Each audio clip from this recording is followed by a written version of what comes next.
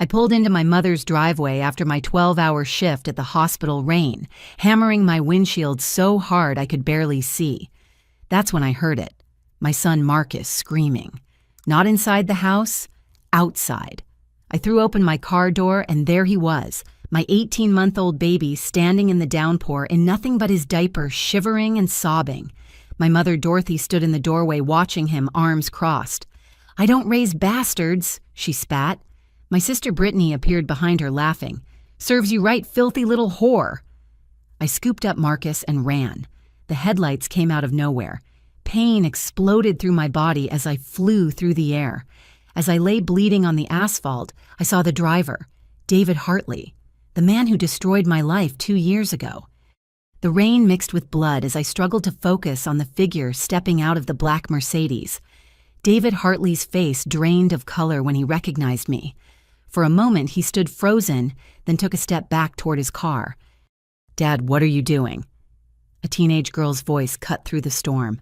"We have to call 911. "Madison, get back in the car," David commanded, but his daughter was already kneeling beside me, pulling off her jacket to cover Marcus, who was miraculously unharmed, but screaming in terror. "She's hurt bad." Madison said, her hands shaking as she pressed her scarf against the gash on my forehead. "Dad, call an ambulance now." David hesitated for 3 heartbeats that felt like hours before finally pulling out his phone. I tried to speak to beg them not to take Marcus, but darkness swallowed me whole. I woke to the sterile smell of disinfectant and the steady beep of monitors. My ribs screamed when I tried to sit up, and a nurse gently pushed me back down. "Easy there, honey," she said. "You've got a concussion and 3 broken ribs. You're lucky it wasn't worse." "Marcus," I croaked. "Where's my son?" The nurse's expression shifted and my heart plummeted. "He's fine, sweetheart, not a scratch on him. But there's someone here who needs to speak with you." A woman in a gray suit entered carrying a folder thick with papers. "Ms. Jody Parker, I'm Linda Stevenson from Child Protective Services. I need to ask you some questions about the incident." "What incident?" I was protecting my son from the storm after my mother locked him outside. Linda's expression remained neutral. "Your mother called us immediately after you left. She claims you regularly endanger your child and that tonight you ran into traffic with him." "That's insane. She's the one who put him outside in the rain."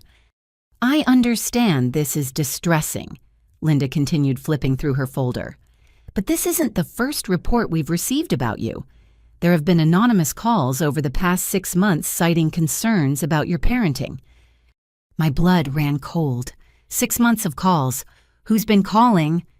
The reports are anonymous, but they've documented alleged incidents of neglect, erratic behavior, and possible substance abuse. I've never used drugs in my life. I'm a pediatric nurse, for God's sake. I'm tested regularly. Linda made a note. We'll need to verify that. In the meantime, Marcus has been placed in temporary custody with your mother pending our investigation. No. I tried to sit up again, ignoring the fire in my ribs. You can't give him to her. She's the one who locked him outside. Your mother has been cooperating fully with our investigation. She has a stable home, no criminal record, and your sister is there to help with childcare. The room spun. This couldn't be happening. My mother and Brittany had been cold toward me since Marcus was born, constantly making snide comments about single mothers and bastard children, but I never imagined they'd go this far. Please, I begged, at least let him stay with my friend Sarah, anyone but them.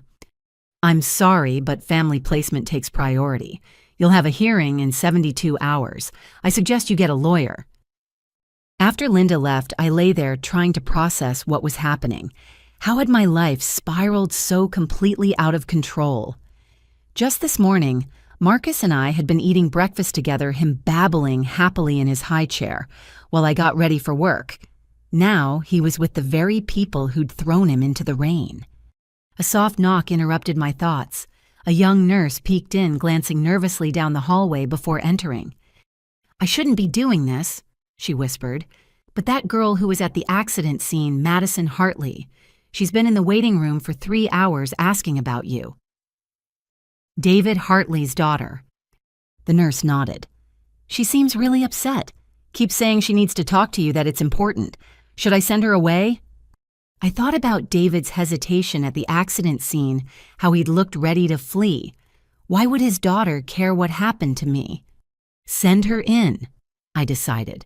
Maybe she'd seen something that could help my case. Madison entered tentatively, her designer clothes still damp from the rain. Up close, I could see she was about 16 with her father's dark hair but kinder eyes. "I'm so sorry," she blurted out. "About the accident, about everything. Your father hit me with his car. Sorry doesn't really cover it." She flinched. "I know, that's not why I'm here." She pulled out her phone, hands trembling. "I need to show you something. I've been wanting to talk to you for months, but I didn't know how." "What are you talking about?" Madison took a deep breath. "I know who you are, Jody. I know about you and my father. And I know that Marcus. I know he's my brother." The monitors started beeping faster as my heart rate spiked. "How could you possibly know that?" "I found things in my father's safe 6 months ago. Love letters, DNA test results." Her voice dropped to a whisper. "I know he got you pregnant and then destroyed your life when you wouldn't get rid of the baby." I stared at her, this girl who should hate me, who should see me as the other woman who'd threatened her family. "Why are you telling me this?" "Because what they're doing to you is wrong, and it's gotten worse." She scrolled through her phone and showed me a screenshot. "I made a fake Facebook account to follow your mom's page. Look what I found." The messages were between my mother and someone named Caroline Hartley, David's wife. "I can handle the situation permanently," my mother had written, "but it won't be cheap." $50,000 once the child is placed elsewhere, Caroline had replied. "Not a penny before." "They're paying her," I breathed. "My own mother is selling my son." Madison nodded grimly. "There's more. They've been planning this for months. The CPS calls making you look unstable, everything. But that's not even the worst part." She showed me another message thread, this one between David and someone saved as Judge W. "The hearing will go as discussed. Ms. Parker won't keep custody. You have my word." "They've rigged the system," Madison said. "The judge, CPS, maybe even your lawyer when you get one. My father has connections everywhere." I felt like I was drowning on dry land. "Why are you helping me? This is your family." "Because I've watched my father destroy people my whole life and I'm sick of it. Because Marcus is my brother and he deserves better. Because you're not the first woman my father has done this to, and unless someone stops him, you won't be the last." She pulled out an envelope and placed it on my bedside table. "There's $5,000 in there. It's all I could get from my trust fund without raising suspicion. Get a lawyer my father doesn't own." "Madison, I can't take your money." "Yes, you can. You're going to need it." She headed for the door, then paused. "I'll keep gathering evidence. We're going to expose all of them. But Jody, be careful. My parents are planning something bigger. They want Marcus for themselves." Why would they want my son? Because my mother can't have any more children, and apparently a grandson is better than no son at all, even if they have to steal him. After she left, I lay in the darkness trying to process everything. My mother was selling my son to the people who'd ruined my life. The system meant to protect children was being used as a weapon against me. And somewhere in this city, my baby was crying for his mama while surrounded by people who saw him as nothing more than a paycheck. But I wasn't alone. For reasons I didn't fully understand, David Hartley's own daughter had just become my ally. And if they thought I'd roll over and let them take my child, they had no idea who they were dealing with. I'd been knocked down before. David had made sure of that when he'd had me fired from my first nursing job after I'd refused to terminate my pregnancy. But I'd gotten back up, found another position, and built a life for Marcus and me. This time would be no different. They could break my ribs, they could stack the system against me, but they couldn't break my spirit. And they'd made one crucial mistake. They'd left a witness. Madison Hartley had seen everything, and she was angry enough to help me burn their whole conspiracy to the ground. I reached for the envelope she'd left, running my fingers over the cash inside. Tomorrow I'd find a lawyer. Tomorrow I'd start fighting back.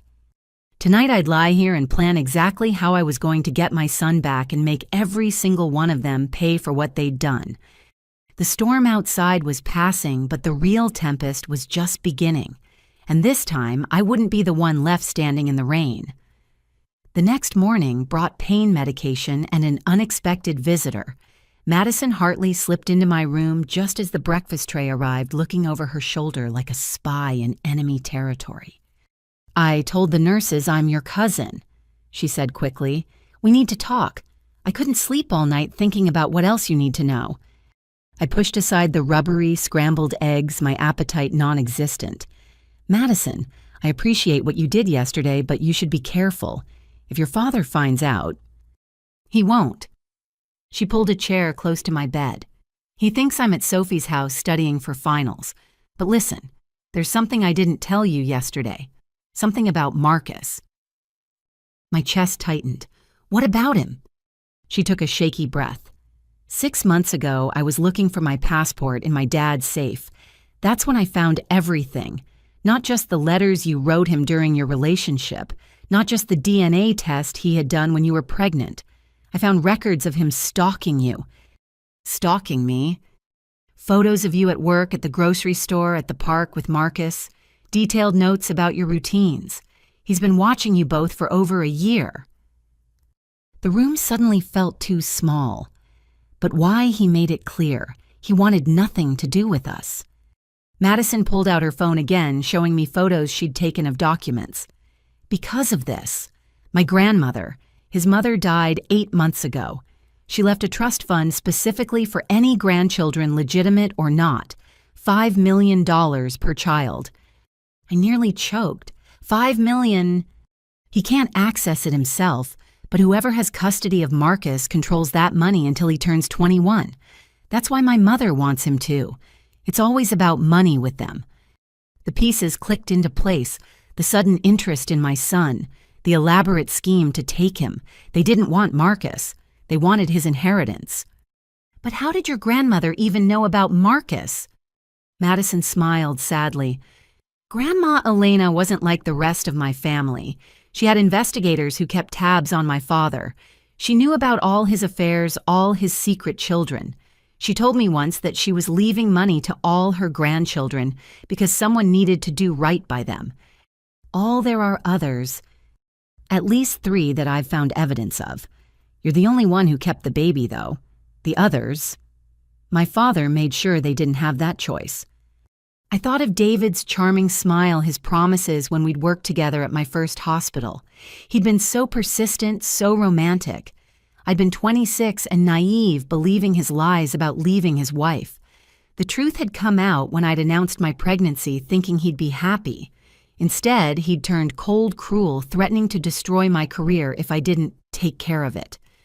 "Madison, do your parents know about the inheritance?" "My mother found out 2 months ago. That's when everything accelerated. The CPS calls started, the surveillance increased. They even hired someone to follow you." She showed me another photo. "This man, I've seen him talking to my father multiple times." I studied the image of a middle-aged man with dead eyes. "I've seen him. Outside Marcus's daycare. I thought I was being paranoid." "You weren't. And Jody, there's something else. Something about your mother. What could be worse than her selling her grandchild?" Madison bit her lip. "I hacked into my mother's emails. Your mom didn't just agree to the $50,000. She's been feeding them information for months. Your work schedule when you'd be alone with Marcus, even what medications you take for your migraines." The medications. I suddenly remembered the strange drowsiness I'd been experiencing lately, the way my prescription bottles seemed to empty faster than they should. "They've been drugging you, haven't they?" Madison asked quietly. I think someone's been adding something to my pills. I've been so tired lately, sometimes I can barely focus. They probably documented every moment of it as evidence of me being an unfit mother." "We need to get you tested. Document everything before it leaves your system." A knock on the door made us both jump. Dr. Patricia Winters entered, and Madison quickly shoved her phone into her pocket. "Ms. Parker, I'm Dr. Winters. I'll be overseeing your care." She barely glanced at Madison. How are you feeling this morning?" "Like I was hit by a car," I said flatly. "Yes, well, that's to be expected. I've reviewed your charts and there are some concerns I'd like to discuss." "Concerns?" "Your blood work showed traces of benzodiazepines. Are you taking any anxiety medications?" I knew it. "No, I'm not. Someone's been drugging me without my knowledge." Dr. Winters raised an eyebrow. "That's quite an accusation. Are you sure you haven't been self-medicating? The stress of single parenthood can be overwhelming." "I'm a nurse. I know what benzodiazepines are, and I haven't taken any." "I see." She made a note on her clipboard. "Well, I'll have to report this to CPS. They'll want to know about any substances in your system." "Of course you will," I muttered. After she left, Madison grabbed my hand. "That's Judge Patricia Winters' sister. I recognize her from family photos in my dad's office." The conspiracy kept growing wider. "How many people are in on this?" "I don't know yet, but I'm going to find out." Madison stood to leave, then turned back. "Jody, I need you to know something. What my father did to you. It's not your fault. You were young and he's been manipulating women his whole life. You're the only one brave enough to keep your baby and stand up to him." "I don't feel brave. I feel terrified." "Courage isn't about not being scared. It's about fighting anyway." She squeezed my shoulder. "Get some rest. I'll be back tonight with more information. And Jody, we're going to win this. I promise." After she left, I called my friend Sarah using the room phone. She answered on the first ring. "Jody, I've been worried sick. Your mom won't let me see Marcus, and she's telling everyone you had some kind of breakdown. Sarah, I need your help. Can you come to the hospital and bring that friend of yours from the lab?" "Tom, why?" "I think I've been poisoned and I need proof before it's too late." 2 hours later, Sarah arrived with Tom, a nervous-looking man who kept adjusting his glasses. "This is highly irregular," he muttered as he drew my blood. "But Sarah says you're in trouble." "Someone's been drugging me with benzodiazepines. I need you to run a comprehensive test, including a hair sample, to show how long it's been going on." Sarah held my hand as Tom worked. "Who would do this to you?" "My family, my ex, people I trusted." I gave her a condensed version of what Madison had revealed. Sarah's face went pale. "Dorothy and Brittany, but they're your family." "Not anymore." I looked at Tom. "How soon can you get me those results?" "If I rush it, tomorrow afternoon. But Jody, if someone's really been drugging you long-term, you need to document everything. Keep a journal of symptoms, take photos of your medications, everything." "I will. And Sarah, I need another favor. Can you go to my apartment and check my medicine cabinet? Don't touch anything, just take photos. I have a hidden camera in my bedroom that uploads to the cloud. The password is Marcus's birthday. Download everything from the last 6 months." "You have a hidden camera? Why?" "I started feeling paranoid months ago. Things were moved and my apartment stuff was missing. I thought I was going crazy." "You weren't crazy," Sarah said firmly. "You were being gaslit. I'll go right now." After they left, I spent the afternoon making calls. The first 3 lawyers I contacted suddenly became unavailable when I mentioned the Hartley name. The 4th one laughed and hung up. The 5th one at least had the decency to sound apologetic. "I'm sorry, Ms. Parker, but I can't go against David Hartley. No one in this city can. He owns half the judges and has dirt on the other half. Your best bet is to take whatever deal he offers and move on." "He's trying to steal my son." "Then I'm truly sorry for your loss." By evening, I was exhausted and defeated. Madison returned as promised, this time bringing a laptop. "I've been digging all day," she said, pulling up file after file. "My father is worse than I thought. Look at this." The screen showed bank transfers, dozens of them, to various city officials, judges, CPS workers, police officers, even hospital administrators. "He owns this whole city," I breathed. "Not everyone. There are still good people. We just have to find them." She pulled up another file. "I found the other women he's hurt. Amanda Chen, she was a court reporter, got pregnant 4 years ago, then mysteriously disappeared. Rebecca Martinez, a paralegal at his firm. She lost her baby in a car accident after refusing to have an abortion. Jennifer Walsh, she actually had her baby, but it died of SIDS 2 months later. He killed them. He killed babies. I can't prove it, but the patterns are clear. You're the only one who got away with your child alive. That's why he's being so careful this time, using the system instead of violence. I stared at the young woman in front of me, this teenager who was risking everything to help a stranger. Madison, why are you really doing this?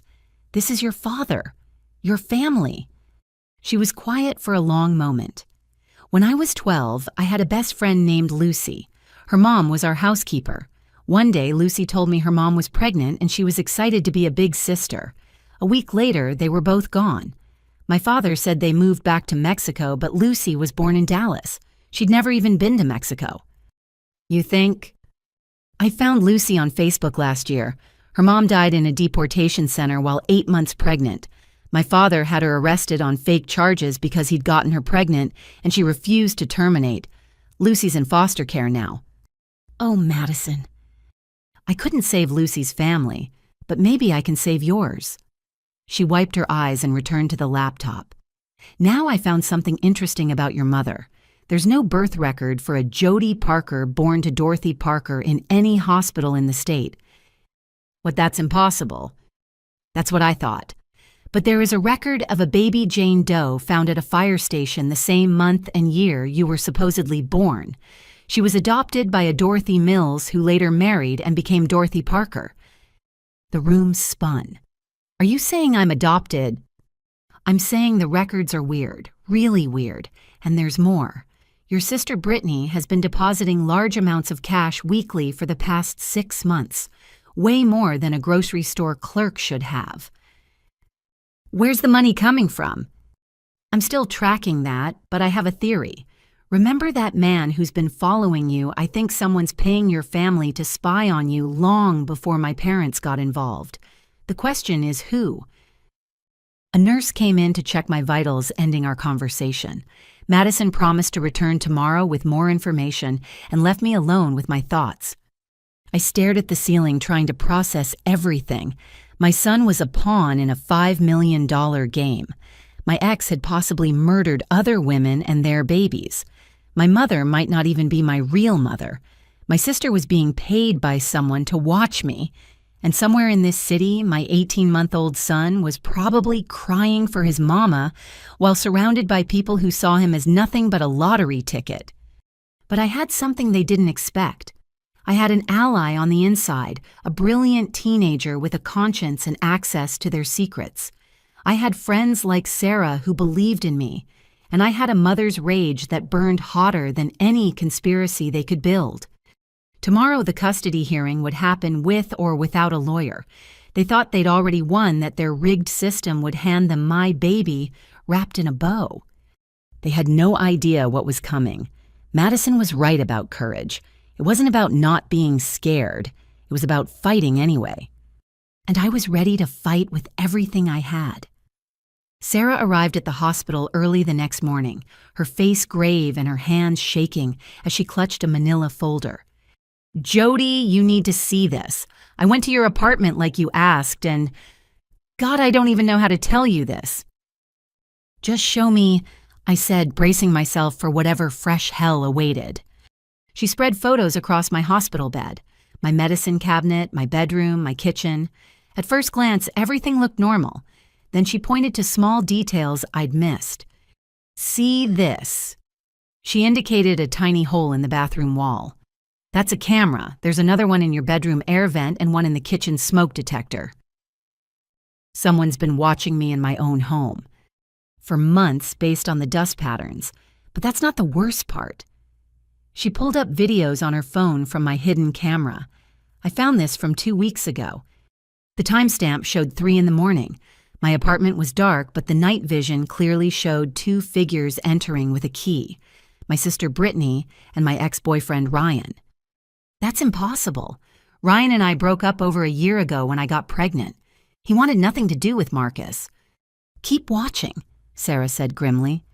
On screen, Brittany went straight to my bedroom while Ryan headed for the kitchen. He pulled something from his pocket and began opening my medication bottles, adding powder to each one before carefully shaking them. The benzodiazepines, I breathed. It gets worse. Sarah fast-forwarded to another date. This time, Brittany was in my bedroom going through my dresser. She pulled out my journal and photographed each page with her phone. I write about my struggles in there, my fears about being a good mother, my exhaustion from working double shifts. I felt sick. They've been using my own words against me. There's more footage. They've been there at least twice a week for 6 months, always when you're at work. Sarah squeezed my hand. But here's the thing that doesn't make sense. Look at this video from 4 months ago. She showed me another clip. This time Ryan was installing something behind my refrigerator while Brittany kept watch. What is that? Tom thinks it's a listening device, professional grade, the kind that costs thousands of dollars. Sarah met my eyes. Where would Ryan get that kind of money or equipment? He works at a car wash. Before I could respond, Tom burst through the door out of breath and carrying a laptop. I ran the tests 3 times to be sure. He panted. Jody, you've been ingesting a cocktail of drugs, not just benzodiazepines. There's also traces of Ambien, Xanax, and something else I can't identify. The levels, they've been carefully calibrated to make you seem impaired without causing permanent damage. How long? Based on the hair sample, at least 5 months. Someone with medical knowledge designed this. This isn't amateur hour. The door opened again and Madison slipped in, her face flushed with excitement. I found it, she announced. The money trail. Brittany's been getting payments from an account linked to, she paused dramatically, MedTech Pharmaceuticals. That's where Ryan's brother works, Sarah said slowly. He's some kind of lab supervisor. The pieces were falling into place. But why would a pharmaceutical company care about drugging me? Madison pulled up files on her laptop. Because you're not the only one. I've found 12 other single mothers in the city with similar stories. Custody battles, they mysteriously lost accusations of drug use children placed with wealthy families, and every single one of them had connections to someone at MedTech. They're using us as guinea pigs. Worse. I think they're testing behavioral modification drugs, making mothers seem unfit so their children can be placed in better homes. Homes that pay big money for healthy babies and toddlers. I thought I might vomit. It's human trafficking, medical human trafficking. And my father's been facilitating it through the legal system, Madison confirmed. He gets paid to push through the adoptions, no questions asked. Tom cleared his throat. There's something else. That unidentified drug in your system, I sent the chemical signature to a friend at the FDA. It's not approved for human testing. If we can prove they've been giving it to you without consent, it's attempted murder. Madison finished. Or at least assault with a deadly weapon. Sarah's phone buzzed. She glanced at it and paled. Oh no, Jody, the custody hearing's been moved up. It's in 2 hours. What they can't do that. Apparently they can when the mother is hospitalized for mental health evaluation. I'm here for injuries from being hit by a car. Madison was already typing furiously. They've changed your medical records. Dr. Winters marked you as a psychiatric hold risk based on paranoid delusions about being drugged. I tried to get out of bed, ignoring the screaming pain in my ribs. I have to get to that courthouse. You can barely walk, Sarah protested. Then get me a wheelchair. I'm not letting them take my son without a fight. Tom stepped forward. I'll drive, and I'm calling my friend at the FDA right now. Maybe if we can get federal involvement. There's no time, Madison said. But I have an idea. It's crazy, but it might work. She looked at me. Do you trust me? You're the only Hartley I trust. Then we need to make a scene. A big one. Public enough that they can't cover it up. She turned to Sarah. How many nurses do you know who would be willing to help a colleague against David Hartley? Maybe a dozen who've seen what he's done to other women. Get them to the courthouse. Tell them to bring signs, make noise, whatever it takes. Madison pulled out a business card. Call this number. It's a reporter who's been investigating my father for years. Tell her everything. While they made calls, I got dressed with Sarah's help. Every movement was agony, but rage is excellent fuel. These people had invaded my home, poisoned my body, and stolen my child. They thought they'd broken me. They were about to learn exactly how wrong they were. Tom pulled his van to the hospital's service entrance, and we loaded in like fugitives. Madison had called 3 media outlets, 2 bloggers, and somehow gotten the story trending on social media before we even left the parking lot. "How are you so good at this?" I asked her. "You learn a lot growing up in a viper's nest. Plus, I've been preparing for this day since I found out about Lucy." 20 minutes later, we pulled up to the courthouse to find a small but vocal crowd already forming. Nurses in scrubs holding signs, "Stop medical kidnapping" and "Justice for Jody." Someone had even made a banner, "Hartley trafficking ring exposed." "This is insane," Tom muttered. "This is justice," Madison corrected, "or at least the start of it." Sarah helped me into a wheelchair and we rolled toward the courthouse entrance. That's when I saw them. Brittany and Ryan standing with my mother and the Hartleys on the courthouse steps. Brittany was actually smiling. "Well, look who made it," she called out. "Shouldn't you be in the psych ward, sis? Shouldn't you be in jail for breaking and entering?" I shot back. Her smile faltered. "I don't know what you're talking about."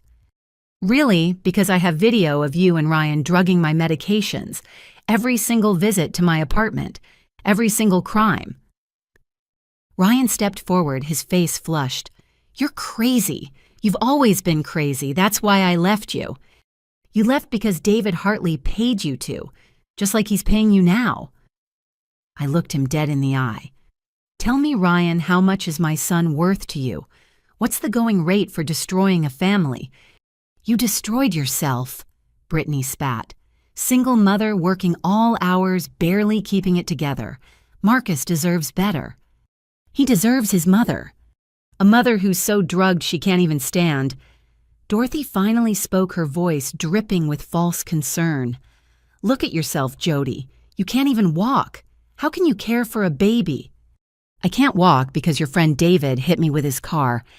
David Hartley stepped out from behind his wife, his lawyer's smile firmly in place. "Ms. Parker, you're clearly distressed. Perhaps we should postpone this hearing until you're feeling more stable." "Nice try. I know about the judge. I know about the bribery. I know about Amanda Chen and Rebecca Martinez and Jennifer Walsh." His smile slipped for just a second. "I don't know what you're talking about." "Then you won't mind if the FBI investigates." That's when chaos erupted. Madison had been live streaming the entire confrontation on her phone, and thousands of people were watching. Comments flooded in faster than the screen could display them. Other mothers started sharing their own stories. The hashtag Hartley trafficking was trending.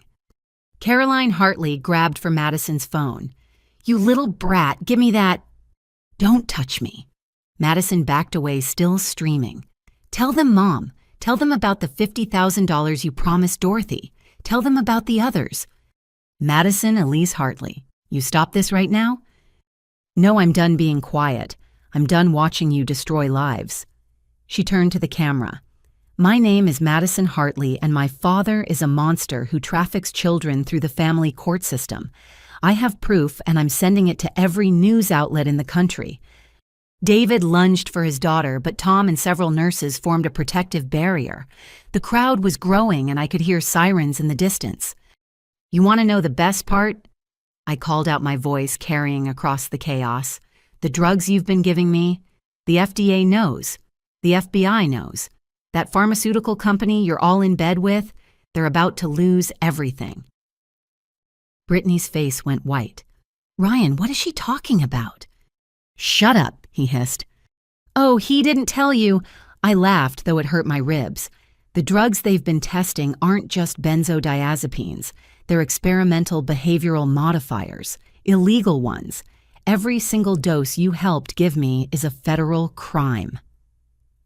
"You said they were just sleeping pills." Brittany turned on Ryan. "You said we were just making her tired." I said, "Shut up." "And Dorothy, sweet mother of mine." I continued, "Did you know you're not even my real mother? Madison found the adoption records. Or should I say the fake adoption records? Dorothy's mask finally cracked. You don't know what you're talking about. Baby Jane Doe found at a fire station 30 years ago, ring any bells? Or how about the real Jody Parker who died in a house fire when she was 2 months old? Whose identity did you steal? To give me a name. The sirens were getting closer. Police cars pulled up, but instead of dispersing the crowd, officers began surrounding the Hartleys. David Hartley. A detective stepped forward. We have a warrant for your arrest on charges of conspiracy fraud and human trafficking. This is ridiculous. I want my lawyer.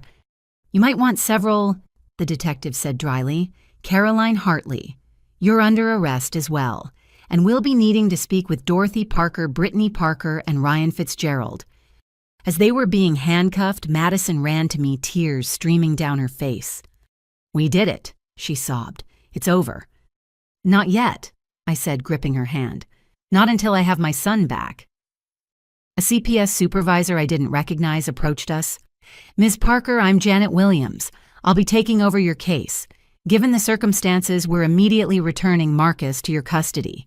He's safe at our office. We can go get him right now. I broke down crying, the adrenaline finally wearing off.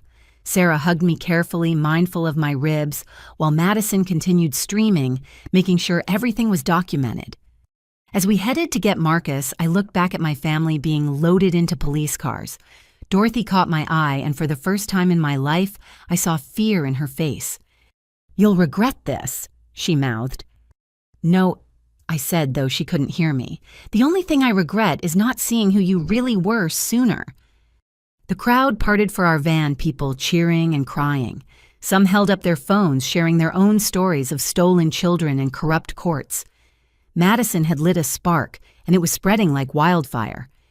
Thank you, I told her as Tom drove us away. You saved us. You saved yourself, she corrected. I just helped level the playing field. What's going to happen to you now? Your parents are going to prison. I'll stay with my aunt in Boston. She's nothing like them. She squeezed my hand. But first, let's go get your son. He's waited long enough. 20 minutes later, I was holding Marcus again, breathing in his sweet baby scent, while he clung to me, like he'd never let go. He was okay. We were okay. The nightmare was ending. But as I would soon learn, sometimes nightmares have second acts, and the real mastermind behind everything was still out there, waiting for their chance to strike. For now, though, I had my son. I had friends who'd fought for us. I had truth on our side. And that was enough. More than enough. It was everything. The emergency custody hearing was scheduled for the following Monday. I'd been released from the hospital and was staying with Sarah, too paranoid to return to my compromised apartment. Madison had helped us sweep it for bugs, finding 12 recording devices and 3 cameras we'd missed initially.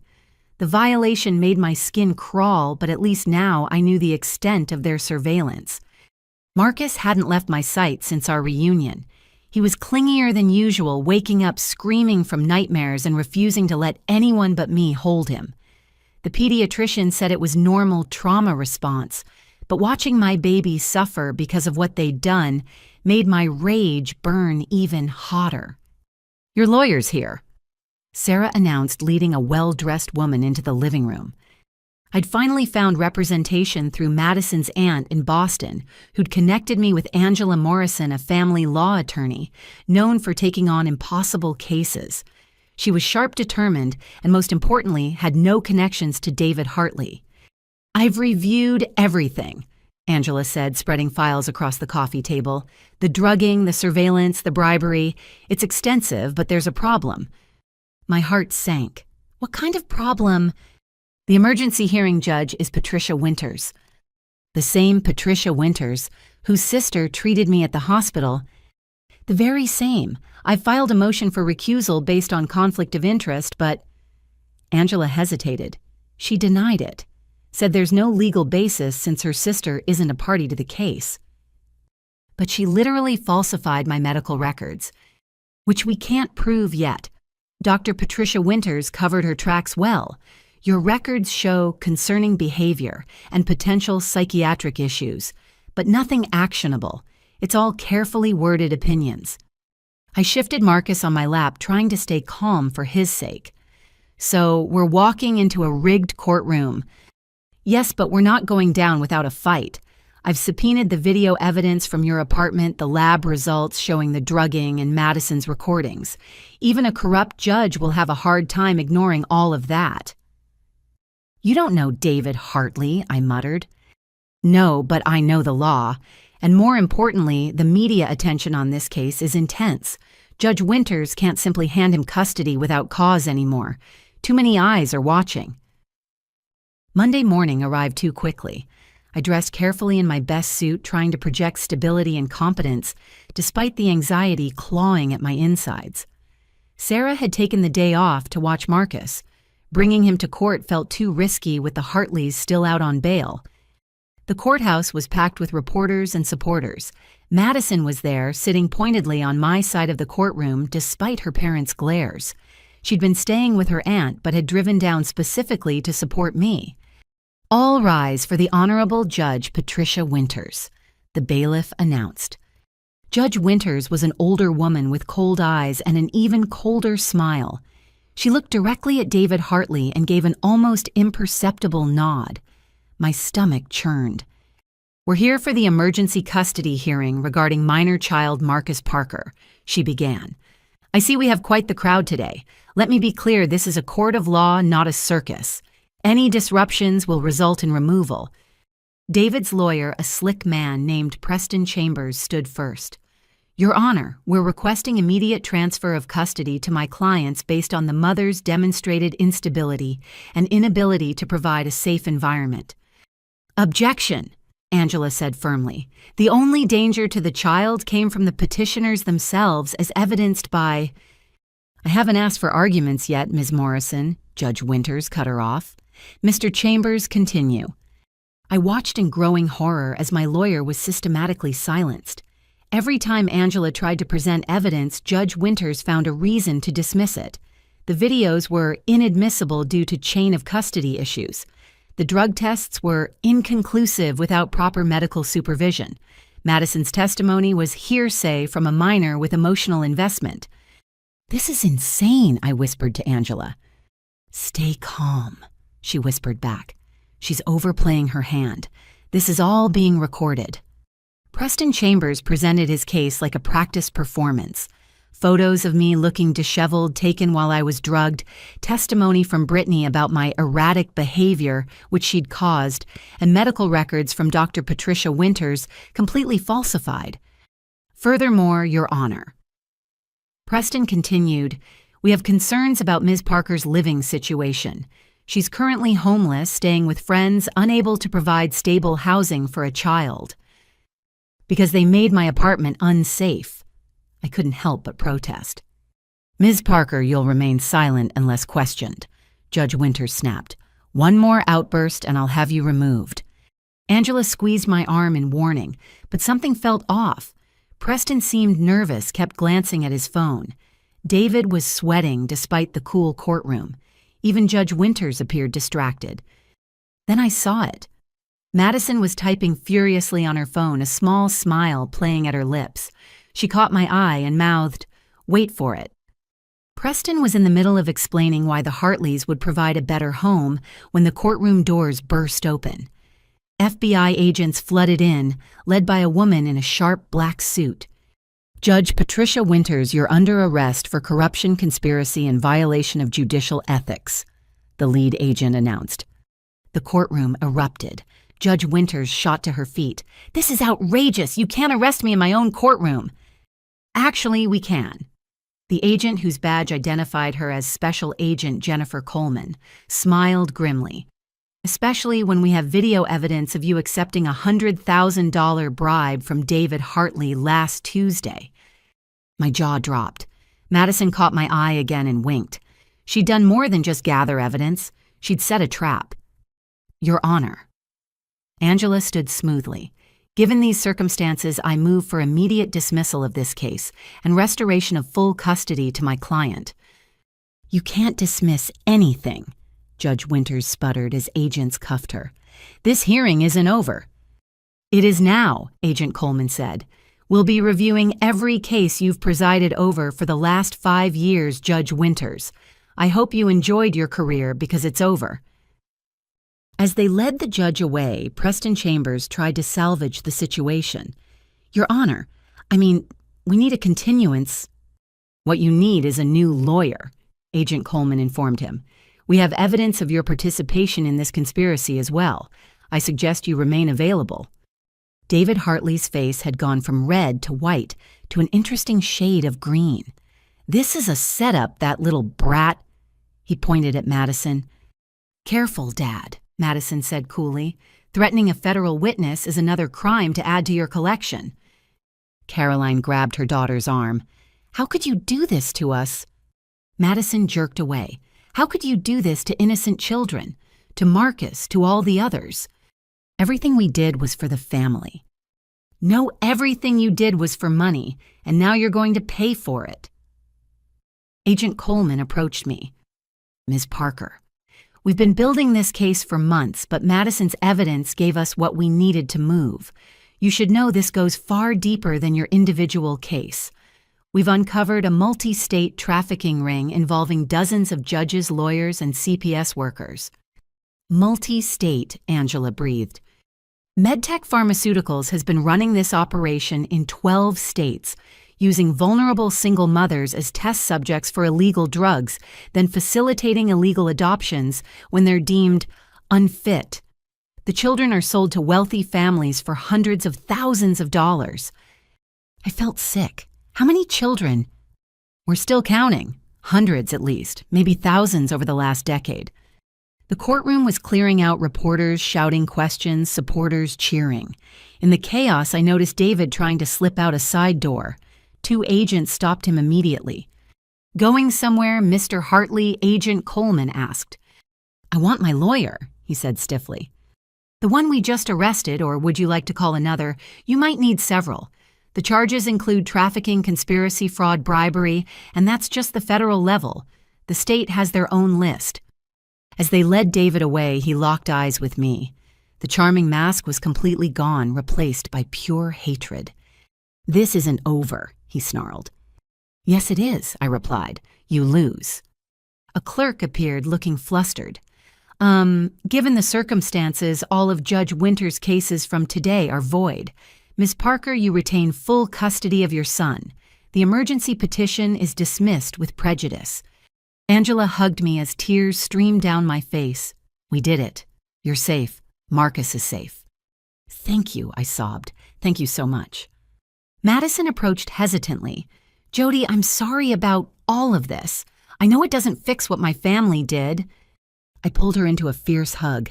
"You saved us. You saved all those children. Don't ever apologize for doing the right thing." Agent Coleman handed me her card. "We'll need your full cooperation as this case proceeds. The Hartleys are just one piece of a much larger puzzle. Whatever you need, I promised. Whatever it takes to stop them." As we left the courthouse, the crowd outside cheered. Mothers held signs with photos of their own lost children. Some were crying, others laughing with relief. The story had gone national, and investigations were launching across the country. Sarah was waiting at home with Marcus. The moment I walked in, he reached for me, babbling, "Mama," over and over. I held him close, breathing in his sweet scent, finally believing we were safe. "So what happens now?" Sarah asked. Angela smiled. "Now we sue everyone involved for damages. The Hartleys, MedTech, the city, the state. By the time I'm done, Jody and Marcus will never have to worry about money again." "I don't care about money," I said. "I just want my son." "You have him," Angela assured me, "and no one will ever take him away again." But as I tucked Marcus into his crib that night, I couldn't shake the feeling that this wasn't over. David's threat echoed in my mind. People like him didn't just give up. They regrouped, planned, and struck when you least expected it. Madison had warned me that her father had resources hidden everywhere. Connections we hadn't uncovered yet. Allies who might still be free. For tonight, though, we were safe. Marcus was home. The truth was out. Justice was being served. I kissed my son's forehead and whispered, "I'll always protect you, baby. Always. Outside, an unmarked car sat watching the house. Agent Coleman had insisted on protection until everyone involved was behind bars. It should have made me feel safer. Instead, I wondered who else might be watching and what they were planning next. The war wasn't over. We'd won the battle, but people like the Hartleys didn't accept defeat gracefully. They burned everything down on their way to hell. I was ready for them. Let them come. They'd already done their worst, and I was still standing. But I should have known. The worst was yet to come. 2 weeks after the courthouse arrests, I was settling into a new routine. Marcus and I had moved into a secure apartment building recommended by Agent Coleman, with 24-hour security and reinforced locks. I'd returned to work at the hospital, though my colleagues treated me like a celebrity after the media coverage. Life was slowly returning to normal. Then Caroline Hartley showed up at my door. "Please," she said when I tried to slam it in her face. "I need 5 minutes. I have information you need to hear. Your husband tried to steal my child. You offered my mother $50,000 to help. Why would I listen to anything you have to say?" She looked different than the polished woman from the courthouse. Her designer clothes were wrinkled, her perfect makeup smeared. "Because David is planning something from prison, and because I'm dying." Against my better judgment, I let her in, keeping my phone ready to call security. She sat on my couch like she might break, pulling out a thick envelope.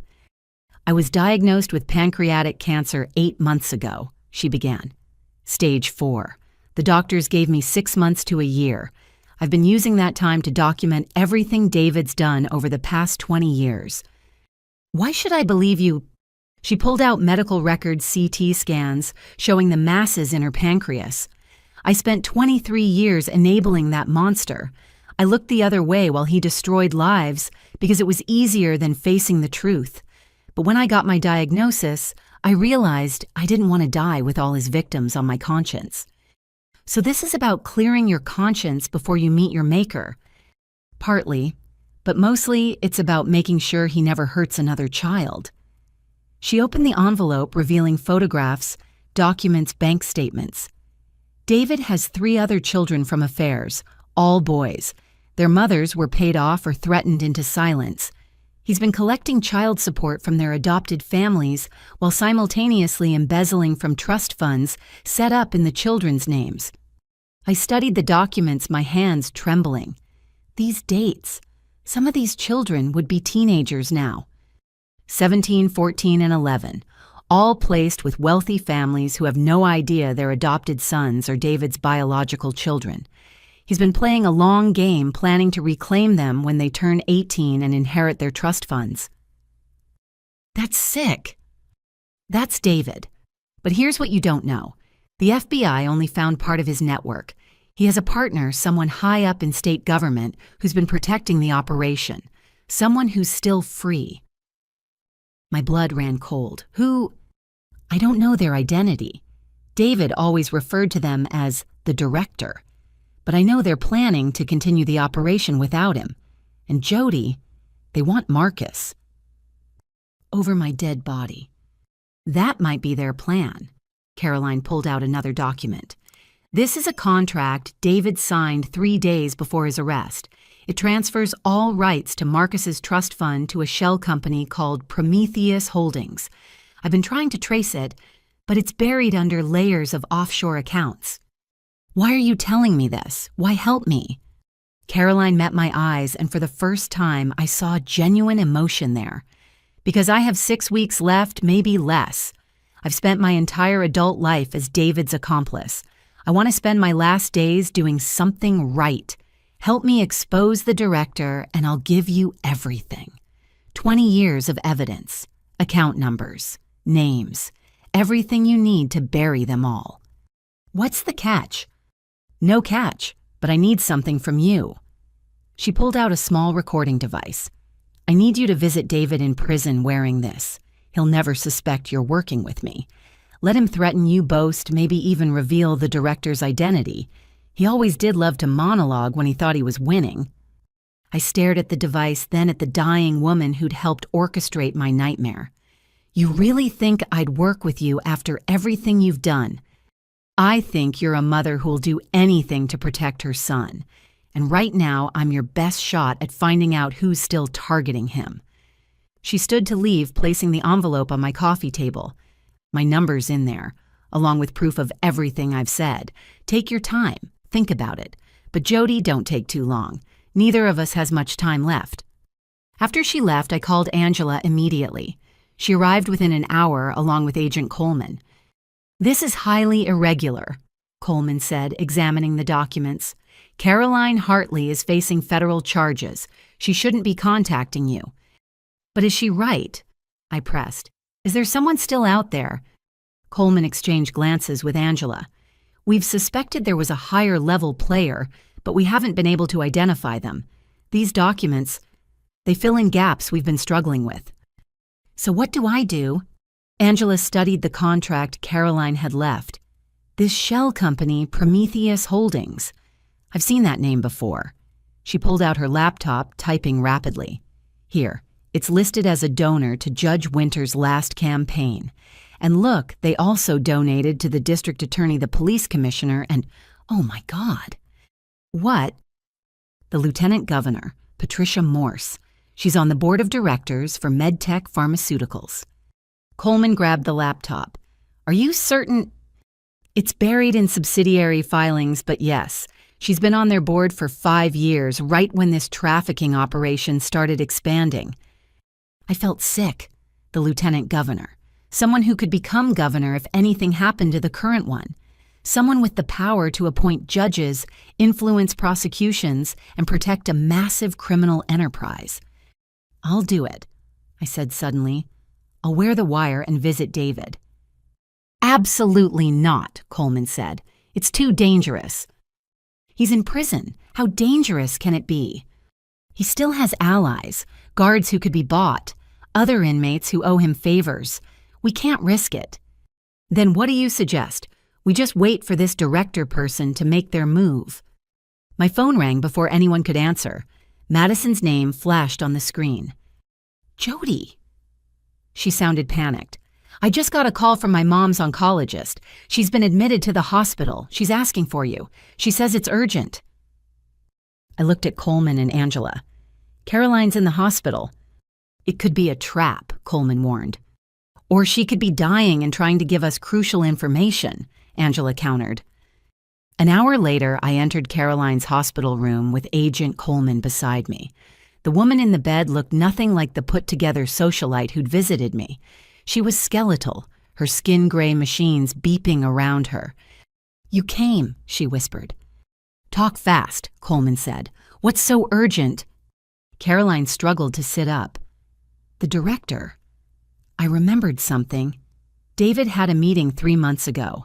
I heard him on the phone saying, "Yes, Patricia, the Parker child will be perfect for phase 2.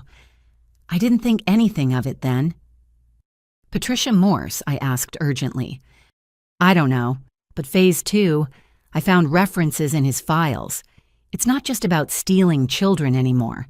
They're planning to use them for medical experiments, long-term behavioral studies, creating a generation of children they can control and manipulate." "Where are these files?" Coleman demanded. "Hidden in David's home office, behind the Monet reproduction. There's a safe. The combination is Madison's birthday backward." She grabbed my hand with surprising strength. "Promise me you'll protect those children, all of them, even the ones David placed years ago. They're still in danger."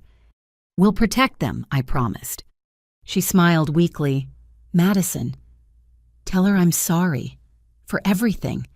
Tell her she's the only good thing to come from my marriage." Caroline's eyes closed and the machine started alarming. Medical staff rushed in, pushing us out of the room. Through the window, I watched them work frantically before finally stepping back defeat in their postures. Caroline Hartley died at 3:47 p.m., taking whatever else she knew to her grave. But she'd given us enough. A name. Patricia. Patricia Morse, Lieutenant Governor, board member of MedTech, and apparently the director of a multi-state child trafficking ring. "We need those files," Coleman said already on her phone. I'm getting a warrant for the Hartley residence. What about Caroline's offer? I asked. Visiting David with a wire, but absolutely not. We have a lead now. We don't need to risk you. But I knew better. David was arrogant, narcissistic. He'd never resist the chance to gloat if I visited him. And if he confirmed Patricia Morse was the director, I'm doing it, I said firmly, with or without your approval. Angela touched my shoulder. Jody, think about Marcus. What happens to him if something goes wrong? What happens to him if the director stays free? Caroline said they want him for phase 2. I won't let my son become a lab rat. Coleman studied me for a long moment. If we do this, we do it my way. Full surveillance team. Panic button. The moment anything feels wrong, you get out. Understood? I nodded, though my heart was racing. Tomorrow I'd walk into prison to face the man who'd tried to destroy my life. But this time, I wouldn't be his victim. This time, I'd be the trap. Madison was waiting in the hallway, tears streaming down her face. Is she... I'm sorry, I said gently. She nodded, composing herself. Did she tell you anything useful? She might have saved all those children, Coleman told her. Your mother did the right thing in the end. Too little too late, Madison said bitterly, then softer. But I guess late is better than never. As we left the hospital, I thought about Caroline's transformation. From willing accomplice to desperate whistleblower, cancer had a way of clarifying priorities, of making people face truths they'd spent lifetimes avoiding. She'd been a monster, yes, but in her final weeks she'd chosen to be something else. A mother trying to protect children even if they weren't hers. A woman attempting to atone for decades of enabling evil. I didn't forgive her. I couldn't. But I understood her. And I'd use every piece of information she'd given us to burn the director's operation to the ground. Patricia Morse had no idea what was coming. She thought she was safe, protected by her position and power. But she'd made one crucial mistake. She'd threatened my child. And there was nothing more dangerous than a mother protecting her young. Tomorrow I'd walk into the lion's den, but this time I'd be the predator, not the prey. The real fight was just beginning. The federal detention center loomed before me like a concrete monster. I sat in Agent Coleman's van wearing enough surveillance equipment to film a movie. The wire was taped to my ribs, still tender from the accident. A micro camera was hidden in my necklace pendant. Even my earrings contained tracking devices. Remember, Coleman said through my earpiece, let him talk. The more arrogant he feels, the more he'll reveal. If he mentions Patricia Morse or the director, try to get specifics without seeming too interested. I know, I said, though my hands were shaking. I've got this. Backup teams are positioned at every exit. The moment you say the word Marcus 3 times in a row, we extract you. Understood. Understood. I walked through security, each checkpoint making my heart race faster. What if they detected the wire? What if David had guards on his payroll who'd alert him, but nothing happened? Within 20 minutes, I was sitting in a visitation room, bulletproof glass between me and the man who'd tried to steal my son. David entered in orange jumpsuit and shackles, but his arrogant smile remained intact. He sat down and picked up the phone, eyes gleaming with malice. Well, well, come to gloat, Jody. I picked up my phone, forcing my voice to stay steady. I came to ask why. Why Marcus? Why us? He laughed a sound that made my skin crawl. You really don't know, do you? You have no idea how special your son is. He's 18 months old. What could possibly make him special to you? It's not about him. It's about what he represents. Phase 2 of a project that's going to change everything. He leaned forward conspiratorially. Did you know that behavioral modification in infants has a 97% success rate? By the time Marcus is 5, he could be molded into anything. A perfect soldier, a brilliant scientist, a compliant citizen who never questions authority. My stomach churned, but I kept my expression neutral. That's insane. That's science. MedTech has developed compounds that can literally rewire a developing brain, create perfect humans, and your son, with his specific genetic markers, is ideal for the program. Genetic markers. Oh, Jody. His smile widened. You still don't know who you really are, do you? Dorothy kept that secret well. What are you talking about? Your biological mother, the one Dorothy stole you from 30 years ago. She wasn't just anyone. She was Dr. Elizabeth Walsh, one of the leading geneticists in the country. You inherited her brilliant mind, and Marcus inherited even more. His DNA is extraordinary. I gripped the phone tighter, Coleman's voice in my ear telling me to keep him talking. You're lying. Am I? Why do you think Dorothy targeted you specifically as a baby? She was paid to steal you to hide you from your real family. The same people who are running Phase 2 now.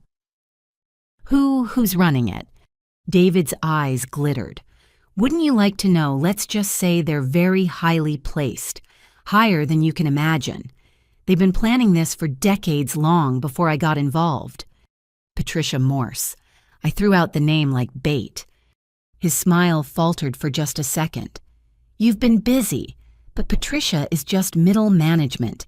The real power lies with someone who's been hiding in plain sight, someone who knew your mother, someone who's been watching you your entire life. Give me a name. What's in it for me? What do you want? He leaned back, studying me. I want to see Marcus. One visit. Let me see my son, and I'll tell you everything. He's not your son, I snapped, and I'll never let you near him. Then I guess you'll never know who's coming for him.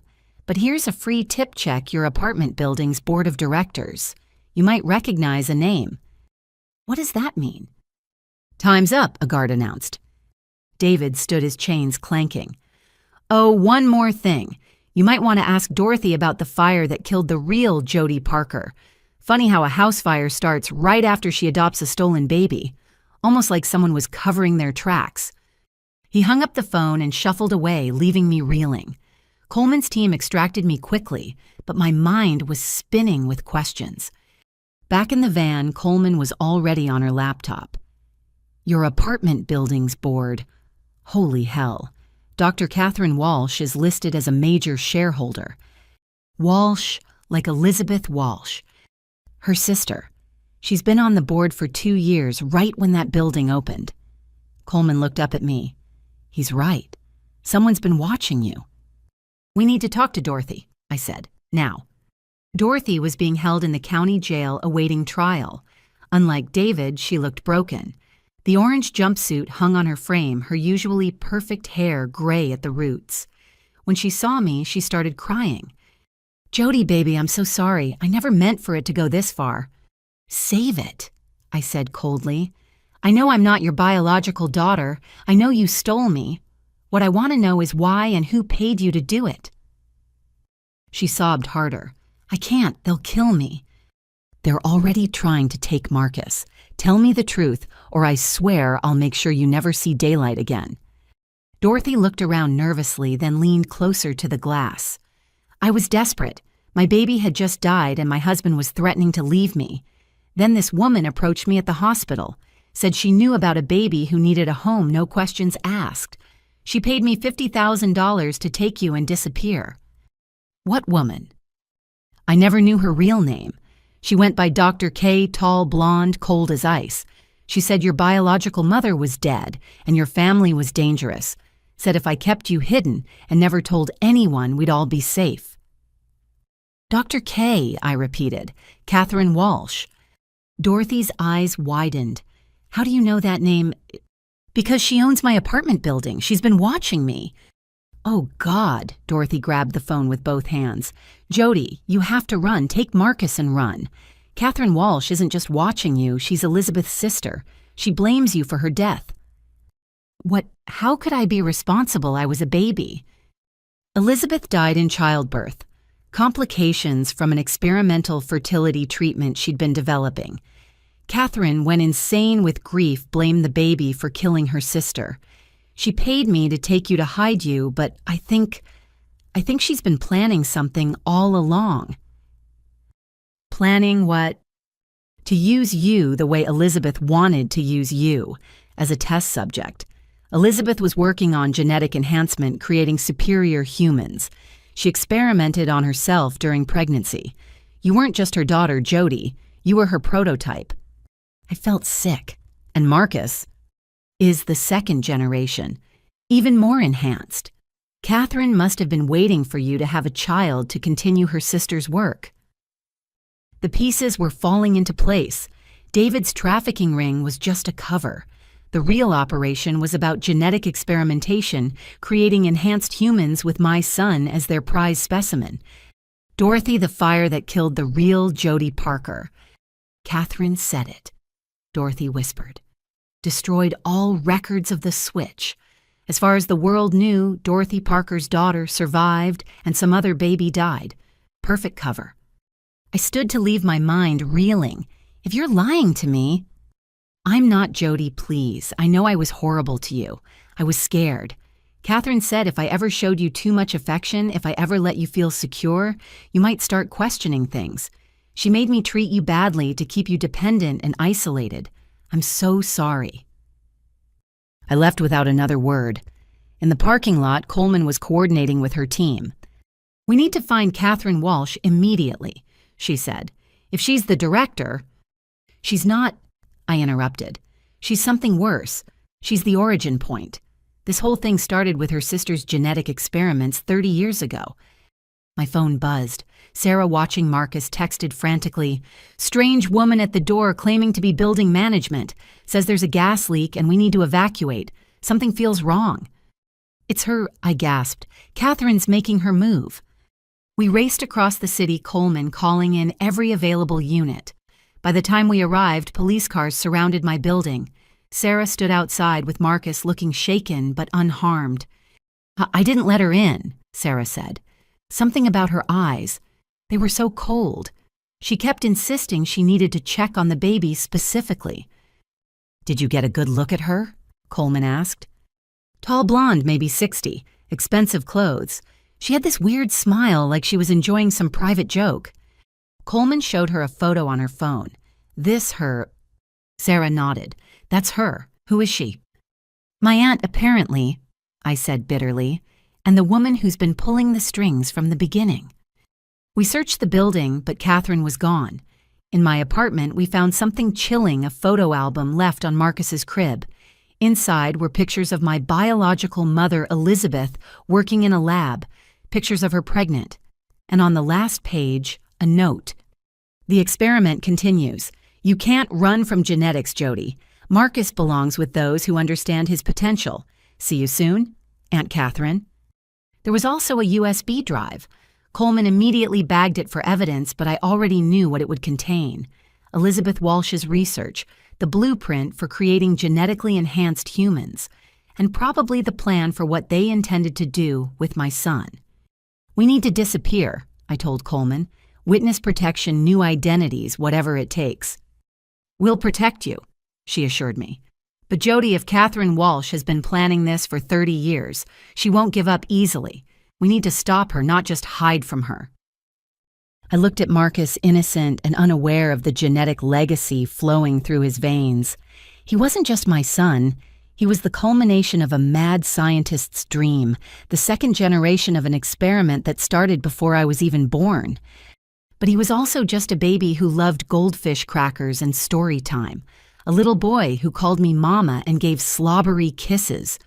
Whatever Elizabeth Walsh had done to our DNA, whatever enhancements we carried, we were still human, still a family. And I'd fight anyone who tried to reduce us to lab rats. "Then let's stop her," I said. "But first I need to know everything. About Elizabeth's research, about these genetic modifications, about what makes Marcus so special to them. Because if I'm going to protect him, I need to understand what we're really dealing with." Coleman nodded. "I'll get our best geneticists on it. But Jody, you realize what this means. If you and Marcus really are genetically enhanced, then we're not just fighting for our freedom," I finished. "We're fighting for our humanity." The war had taken on a new dimension. It wasn't just about custody or trafficking anymore. It was about the very nature of human evolution and whether one woman's obsession with her dead sister's legacy would be allowed to turn children into experiments. Catherine Walsh thought she was continuing noble work, But there was nothing noble about stealing babies, destroying families, and treating human beings like lab equipment. She'd hidden in the shadows for 30 years. Now it was time to drag her into the light. The FBI safe house felt like a cross between a fortress and a prison. Marcus and I had been there for 3 days while Agent Coleman's team analyzed the USB drive Catherine had left. What they found changed everything. This is beyond anything we imagined. Dr. Amy Chen, the FBI's lead geneticist, explained as she spread documents across the conference table. Elizabeth Walsh wasn't just experimenting with genetic enhancement. She was rewriting the human genome. I studied the complex charts and diagrams my nursing education, helping me understand maybe half of it. What exactly did she do to me? Enhanced cognitive function, increased immune response, accelerated healing, heightened sensory perception. You're essentially human 2.0. And Marcus, she pulled up another file. He's inherited all of that plus whatever natural enhancements occurred in the second generation. His brain develops faster, his cells regenerate more efficiently. He's remarkable. He's my baby, I said firmly, not a science experiment. Of course, but you need to understand why they want him so badly. Marcus represents billions of dollars in potential research. Imagine soldiers who heal faster, scientists who think more clearly, athletes who never tire. He's the prototype for all of it. Coleman entered with a grim expression. We've uncovered the full scope of Catherine's network. It's not just Patricia Morse. She has assets in the CDC, NIH, even DARPA. This goes all the way to national security levels. DARPA, I asked. The Defense Research Agency. They've been funding enhancement research for decades. Catherine's been feeding them data from the trafficking victims' children they've been monitoring since illegal adoption. It's a longitudinal study on a massive scale. How many children? At least 3,000 over 30 years, all selected for specific genetic markers, all placed with families who were told they were regular adoptions. Coleman's face was pale. Some of these kids are adults now with no idea they're part of an experiment. A knock interrupted us. Madison entered looking exhausted but determined. She'd been working with the FBI's financial team to trace the money. I found something, she announced. Catherine Walsh doesn't just own shares in your apartment building. She owns properties in 12 states, all near families with adopted children from the network. She's been watching all of them. Like a farmer watching crops, Dr. Chen muttered. We need to warn those families, I said. We're working on it, but it's delicate. Imagine being told your adopted child is genetically enhanced and part of an illegal experiment. Most people won't believe it. Coleman pulled up a map dotted with red pins. These are all the properties Catherine owns. Notice a pattern. I studied the map. The pins clustered around major cities but also near military bases and research facilities. She's positioning them near potential buyers. We think so. When the children reach adulthood, she plans to reveal their enhancements and auction them to the highest bidder. Military contractors, pharmaceutical companies, foreign governments. That's human trafficking on a whole new level. Madison pulled out her laptop. It gets worse. I hacked into Catherine's personal server. Illegally obtained evidence won't hold up in court, Coleman warned. I don't care about court. I care about stopping her. Madison turned the screen toward us. She's planning something called convergence. All the enhanced children are supposed to be collected on their 21st birthdays. The oldest ones turn 21 next month. My blood ran cold.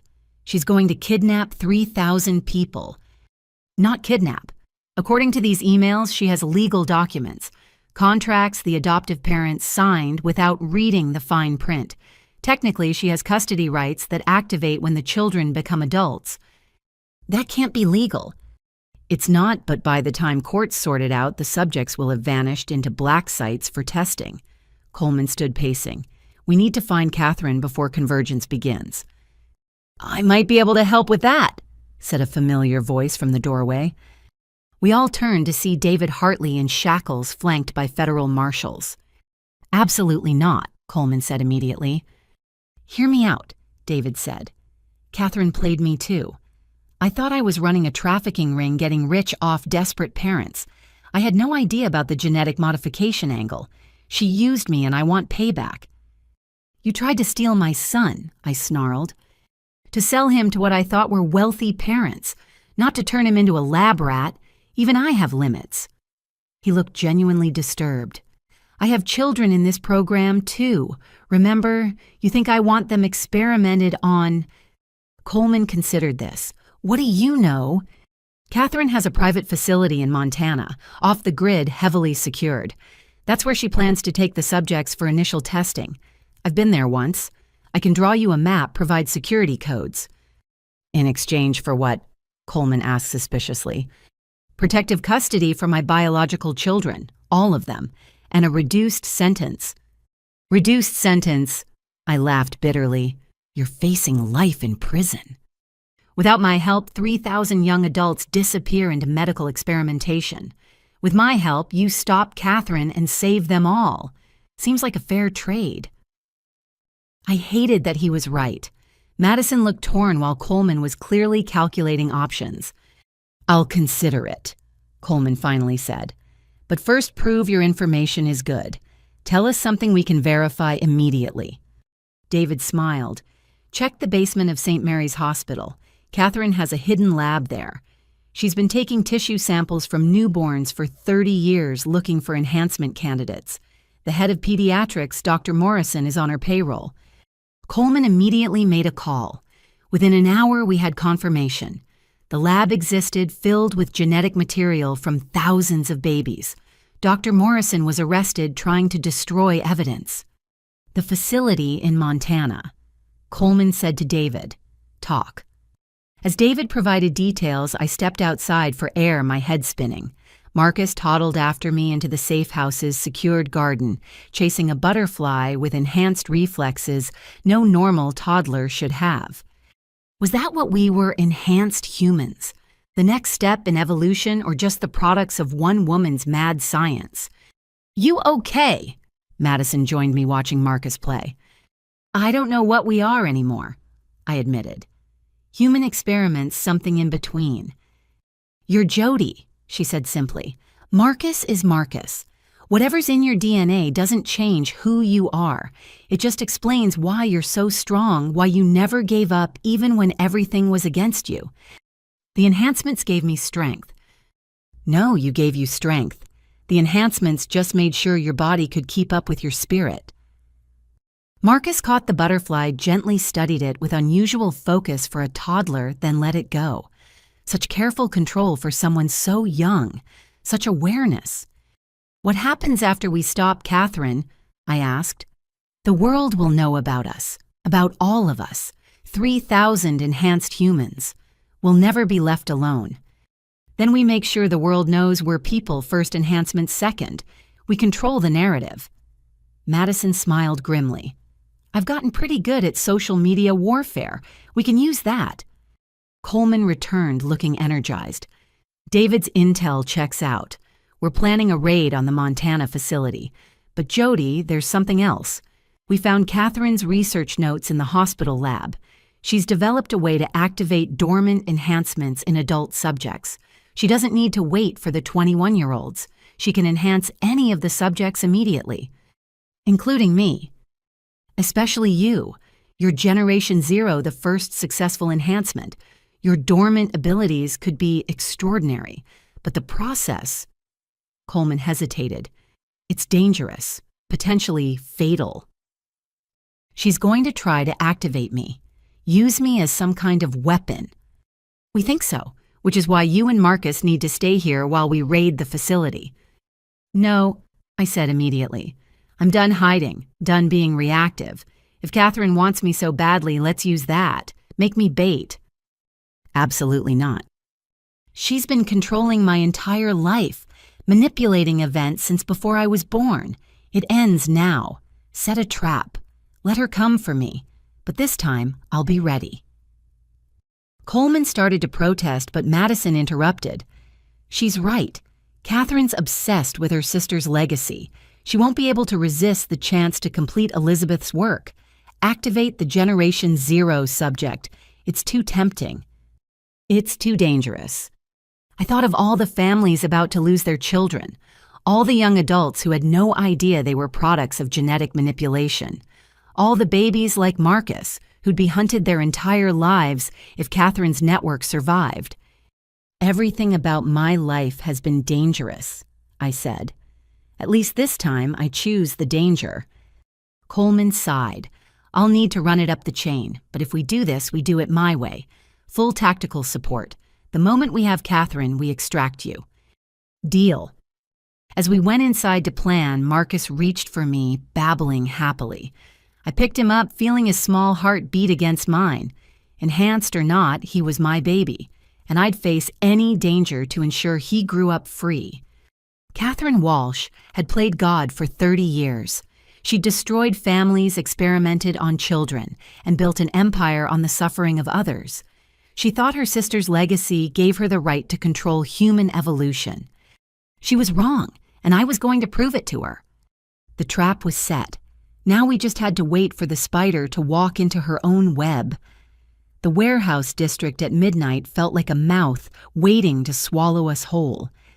I stood in the center of an abandoned medical facility wired with enough surveillance equipment to film a documentary. Around me, hidden in shadows and behind false walls, 40 FBI agents waited for Catherine Walsh to take the bait. Bio signs are good. Dr. Chen's voice came through my earpiece. Heart rate elevated but within normal range. You're doing great, Jody. I didn't feel great. I felt like prey staked out for a predator, which essentially I was. The plan was elegantly simple. David had provided Catherine's emergency contact protocols used when high-value subjects were identified. Madison had sent a coded message, Generation Zero located, subject willing to undergo activation, alone, desperate for answers. Catherine had responded within hours. She'd come personally, unable to resist the chance to complete her sister's work. The woman who'd hidden in shadows for 30 years was finally stepping into the light. Movement on the north perimeter, an agent reported. 3 vehicles approaching. Remember? Coleman's voice was steady in my ear. The moment she incriminates herself, we move. Don't try to be a hero. I'm nobody's hero, I muttered. I'm just a mom who wants her life back. The main doors opened with a grinding shriek. Catherine Walsh entered like royalty surveying her domain.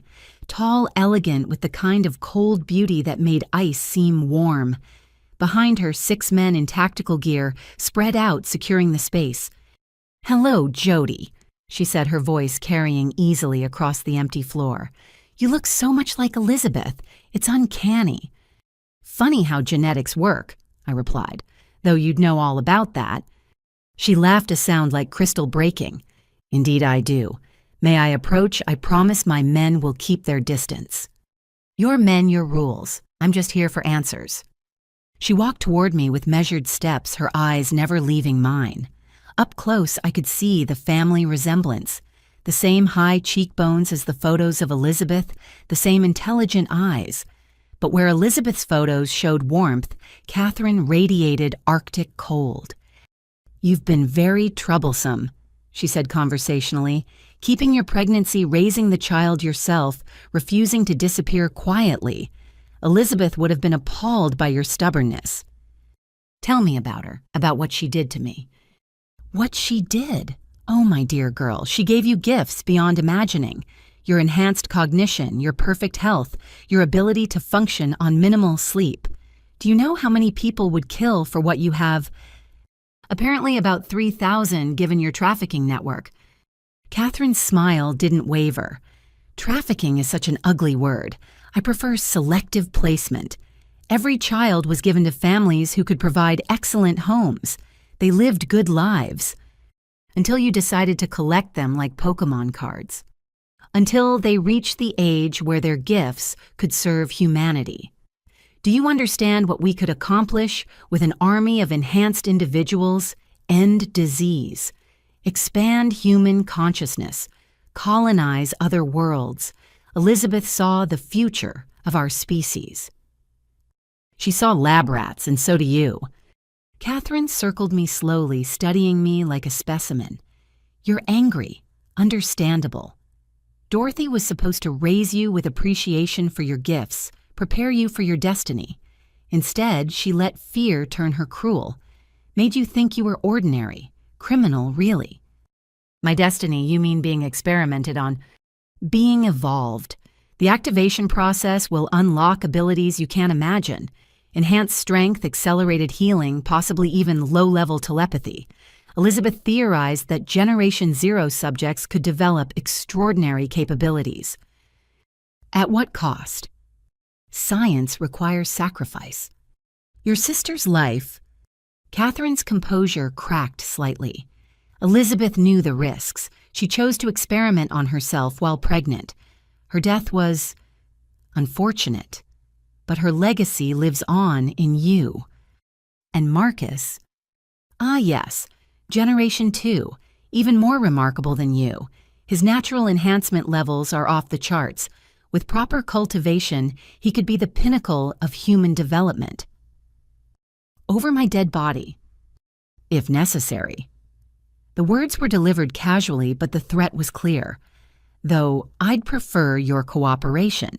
The activation process has a 60% survival rate with a willing subject.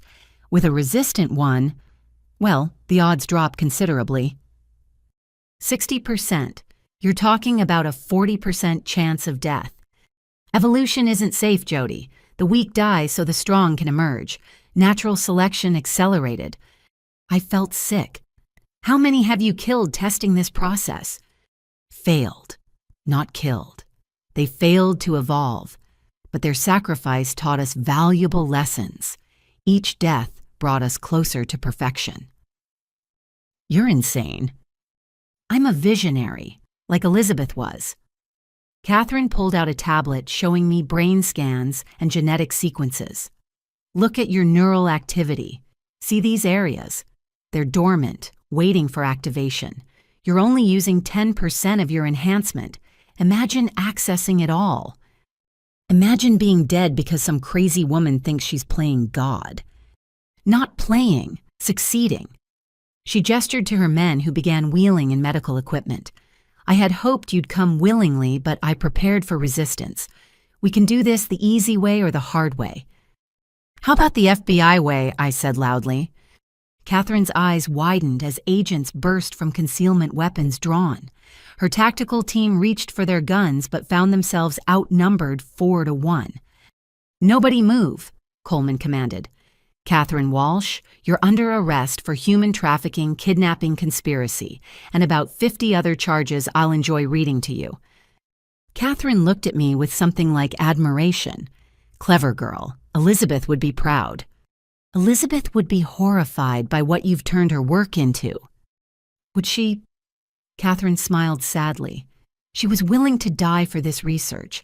I've merely been willing to kill for it. As agents moved to cuff her, she pressed something on her tablet. Alarms began blaring throughout the building. What did you do? Coleman demanded. Activated the failsafe. Every enhanced subject in the network just received an emergency alert. They'll know what they are now. 3,000 young adults discovering they're not quite human. Your neat little world is about to become very complicated, Agent Coleman. Shut it down. Can't. It's automated, bouncing through servers worldwide. In 1 hour, every subject receives their full genetic profile and enhancement catalog. Let's see how society handles learning that superhumans walk among them. I lunged forward, but agents held me back. Those are innocent people. They didn't ask for this. Neither did you, but here we are. At least now they'll know why they've always felt different. Why they heal faster, think clearer, need less sleep. I'm setting them free. You're painting targets on their backs. I'm giving them the truth. What they do with it is up to them. She looked at me one last time as they led her away. The activation equipment is automated too, by the way. It'll finish initializing in 10 minutes. You might want to evacuate unless you're curious about your full potential. Coleman grabbed my arm. We're leaving, now. Wait. Dr. Chen was scanning the equipment with a handheld device. This is actually set to activate. The electromagnetic fields are building. If anyone with enhanced genetics stays in range, then they get evolved against their will. I finished. How big is the range? Maybe 100 meters. But Jody, we don't know what this will do to you. I thought about 3,000 people whose lives had just been destroyed by Catherine's dead man switch. Kids who thought they were normal waking up to find they were experiments. Families torn apart by revelation. Marcus is safe at the house, I asked. With a full protection detail, Coleman assured me. Jody, don't even think about it. Someone needs to know what we're dealing with. What happens when enhancement activates? If 3,000 people are about to go through this, not you. We'll find volunteers. I'm Generation Zero, the prototype. If anyone can survive it, it's me. I looked at the building equipment feeling an odd pull. Besides, maybe Catherine's right about one thing. Maybe it's time to stop hiding from what I am. This is insane. No, this is choice. My choice. For the first time in my life. I walked toward the activation chamber. Clear the building. Whatever happens, keep Marcus safe. Jody, Madison's voice came through the comm. Don't do this, we beat her, it's over. It's not over. 3,000 enhanced humans just got outed. The world's about to change. Someone needs to understand what that means. I stepped into the chamber, feeling electricity dance across my skin. Tell Marcus I love him. Tell him Mama's trying to make the world safe for special boys like him. The door sealed. Through the window, I saw Coleman ordering the evacuation agents running for exits. Only Dr. Chen remained frantically working at a console. I'm staying to monitor, she announced. Someone needs to document this. The hum of machinery grew louder. Energy fields visible to my enhanced perception swirled around me. Every cell in my body began to tingle, then burn, then sing. Neural activity spiking, Chen reported. Cellular regeneration increasing. Jody, your vital signs. I couldn't hear the rest. The world exploded into sensation. Every nerve ending fired at once. My DNA unwound and rewound, dormant sequences awakening. Memories flooded in. Not mine, but genetic memories. Elizabeth working in her lab. The moment of my conception already altered. Generations of evolution compressed into seconds. Pain beyond description. Ecstasy beyond measure. Death and rebirth cycling endlessly. Then darkness. Then light. I opened eyes that saw everything. Electromagnetic fields, heat signatures, the very life force of the world. My body felt different. Stronger. Faster. More. Jody. Chen's voice was tinny through the intercom. Can you hear me? I can hear everything. I whispered and knew it was true. Heartbeats from a mile away. Radio waves carrying conversations. The Earth's magnetic field humming its ancient song. Your readings are impossible. Brain activity at 300% normal. Cellular regeneration rates off the charts. You're enhanced. I finished. Evolved. Whatever you want to call it. I stood marveling at the grace of movement, the perfect efficiency of muscle and bone. Catherine was right about the potential, wrong about everything else. How do you feel? Like I could run a marathon, solve cold fusion, lift a car. I paused. Like I finally understand what I am. The chamber door opened. Coleman stood there with a mix of awe and fear. The other subjects, the ones who just got activated remotely, they're calling in, reporting similar experiences. Not as intense as yours, but enough to change everything. I stepped out, noting how everyone unconsciously stepped back. We need to help them, guide them, before fear turns the world against us. Us, Coleman asked. Enhanced humans. We're here now. We exist.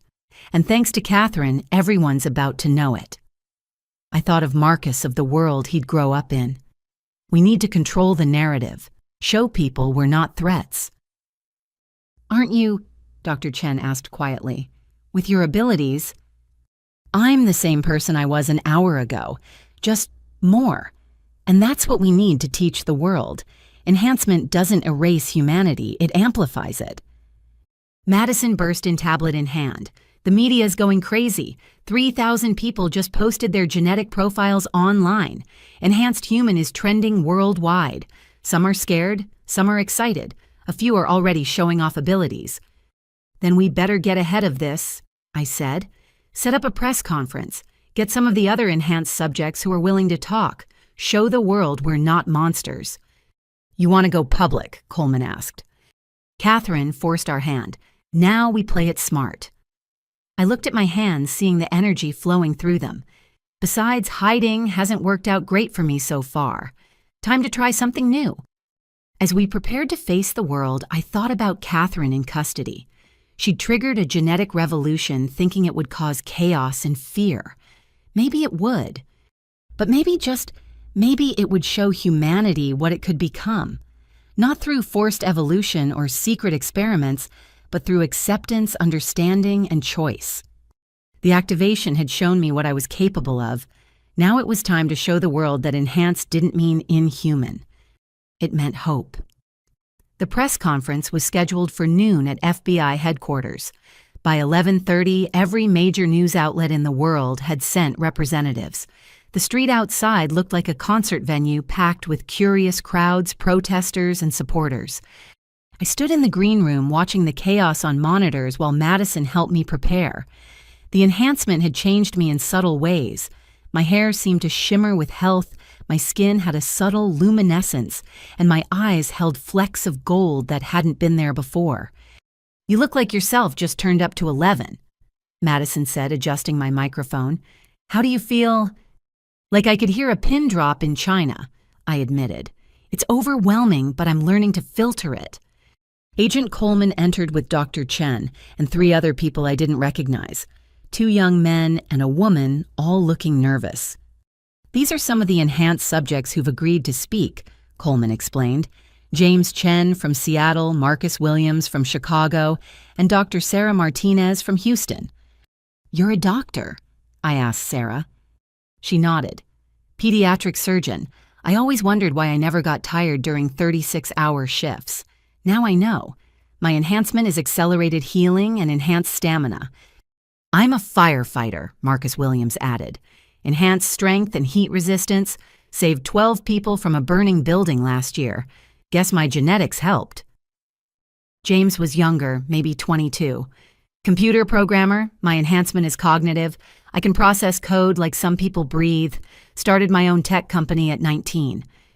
And none of you knew, I asked. We knew we were adopted, Sarah said.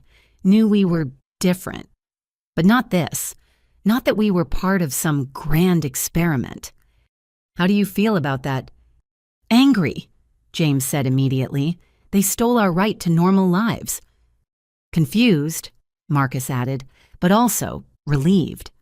Finally understanding why I've always felt like an outsider. Sarah was thoughtful. I'm grateful for my abilities. They've helped me save lives, but furious about the deception, the lack of choice. Coleman checked her watch.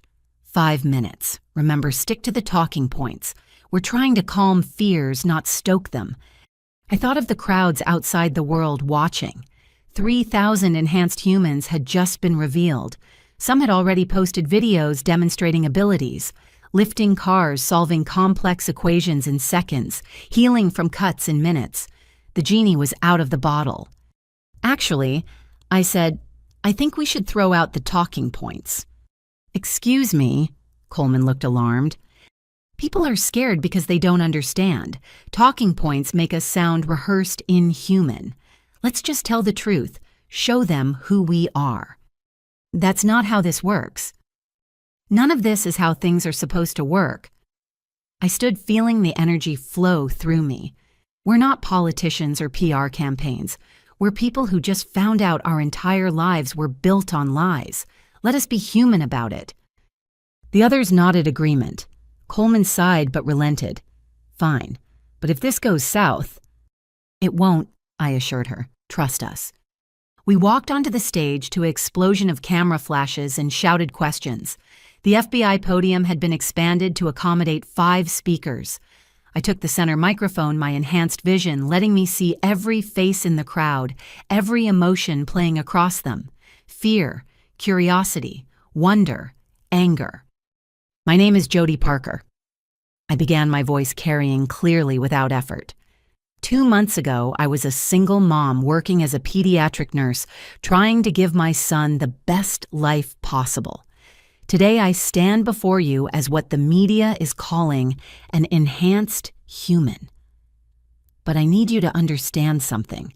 I'm still that same single mom, still that same nurse, still human. I paused, letting that sink in. 30 years ago, a brilliant scientist named Dr. Elizabeth Walsh experimented on herself while pregnant with me. She altered my DNA, gave me abilities I'm only now beginning to understand. I didn't choose this. Neither did the 3,000 others like me. We were experiments before we were even born. The crowd was silent now, hanging on every word. Some of you are afraid of us. I understand. Fear of the unknown is natural. But I want you to meet some of us, hear our stories, and realize we're not the next step in human evolution. We're not superior beings. We're your neighbors, your co-workers, your children's teachers. We just happen to have some unusual abilities. I stepped back, letting Sarah take the microphone. I'm Dr. Sarah Martinez. I've performed over 500 pediatric surgeries, many of them on children others had given up on. My enhancements, increased stamina and accelerated healing, have helped me save lives. But they don't make me a better doctor. My training does that, my compassion does that, my humanity does that. Marcus Williams spoke next. Every firefighter I know would run into a burning building to save lives. My enhancement means I can stay in the heat a little longer, carry a bit more weight. But the courage, the dedication, that's all human. That's what my adoptive parents taught me, not what's in my DNA. James, the youngest, was clearly nervous. I've been different my whole life. Too smart, too quick, too weird. Finding out why doesn't change who I am. It just gives me context. And honestly, I'm kind of relieved. Now I know I'm not broken. I'm just upgraded. That got a small laugh from the crowd, breaking some tension. I returned to the microphone. We're not asking for special treatment. We're not claiming superiority.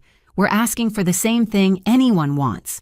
The right to live our lives, raise our families, contribute to society. Yes, we have abilities. So do Olympic athletes, virtuoso musicians, brilliant scientists. Humanity has always had variation. We're just another kind. The questions came fast and fierce. Are enhanced humans dangerous? A reporter called. Are regular humans dangerous? I responded. Any ability can be used for good or ill. That's about character, not genetics. What about your children? Will they be enhanced too? My son Marcus is 18 months old. Yes, he's showing signs of enhancement, and I'll raise him to use his gifts responsibly, just like any parent teaches their child to use their talents for good.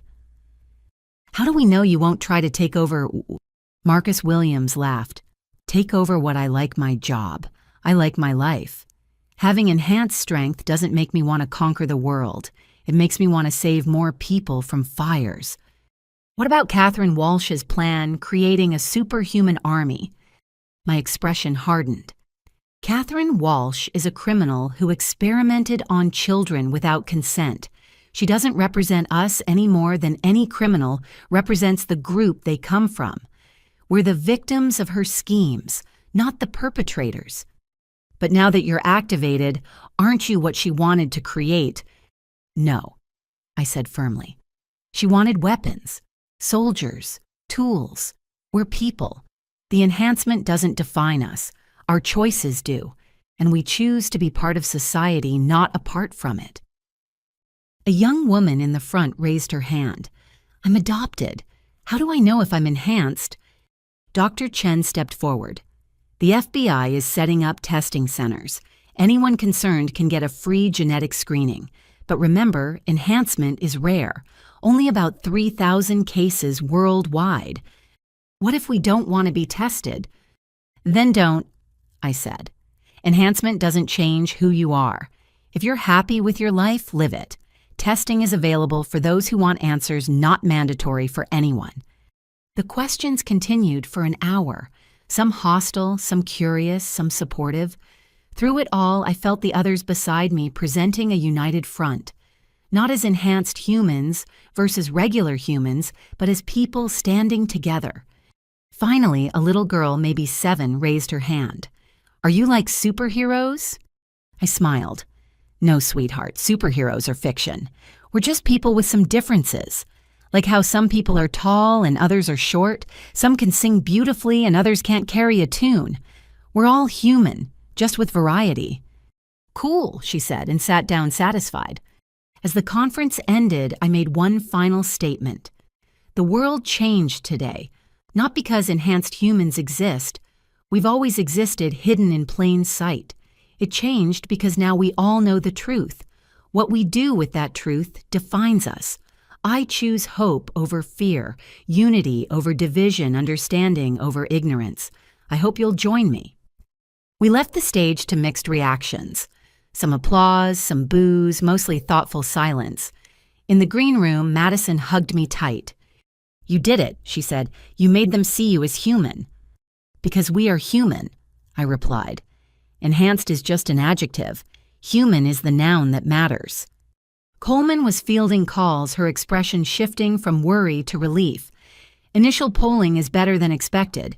60% support integration, 30% are unsure, only 10% want segregation or registration." "It's a start," I said. "More than that.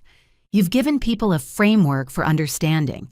Enhanced humans as part of the spectrum of human diversity, not as a separate species." My phone buzzed. Sarah, my friend watching Marcus, had sent a video. My son was stacking blocks, but not just stacking. He was building complex structures with an understanding of balance and engineering no toddler should have. "Mama's coming home, baby," I whispered to the screen, "and we're going to figure this out together." The world had changed. 3,000 enhanced humans were no longer secrets, but facts. There would be challenges. Fear, prejudice, those who try to exploit us or eliminate us. But there would also be allies, friends, those who saw us as what we were, human beings deserving of dignity and respect. Catherine Walsh had forced us into the light, but we'd chosen what to do once we got there, and we'd chosen to stand tall, speak truth, and claim our place in the human family. The real work was just beginning. Laws would need updating, protections would need establishing, hearts and minds would need changing. But for the first time in my life, I wasn't facing the future alone. I had 3,000 brothers and sisters who understood. I had allies who supported us. I had a son who'd grow up in a world where being different didn't mean being hidden. And I had myself, enhanced, evolved, but ultimately irrevocably human. The revolution Catherine Walsh started wasn't the one she'd intended. Instead of creating weapons, she'd created a community. Instead of fostering fear, she'd forced a conversation about what it meant to be human in all its forms. As I headed home to Marcus, I thought about Elizabeth Walsh, the woman whose experiment started all this. I wondered if she'd be proud or horrified by what her legacy had become. I'd never know. But I knew what legacy I wanted to leave for my son and all the enhanced children growing up in this new world. You are not experiments. You are not weapons. You are not mistakes. You are human. You are loved. You are home.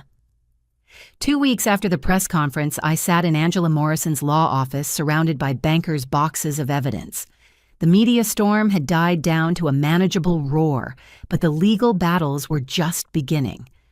"We're filing the largest class action lawsuit in American history," Angela announced, spreading documents across her conference table.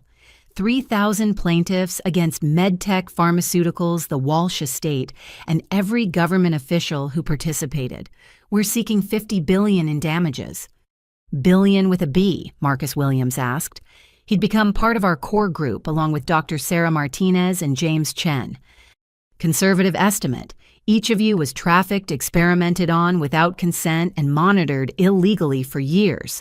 The psychological damage alone. Angela shook her head. But that's not even the biggest news. She pulled out a folder marked Confidential. Judge Patricia Winter's son, Jeremy, reached out. He's been documenting corruption in the family court system for years, preparing to blow the whistle. He has everything. Recordings, documents, proof of hundreds of cases where children were legally kidnapped through fraudulent proceedings. He's testifying, I asked. More than that, he's providing evidence that implicates 47 judges across 12 states.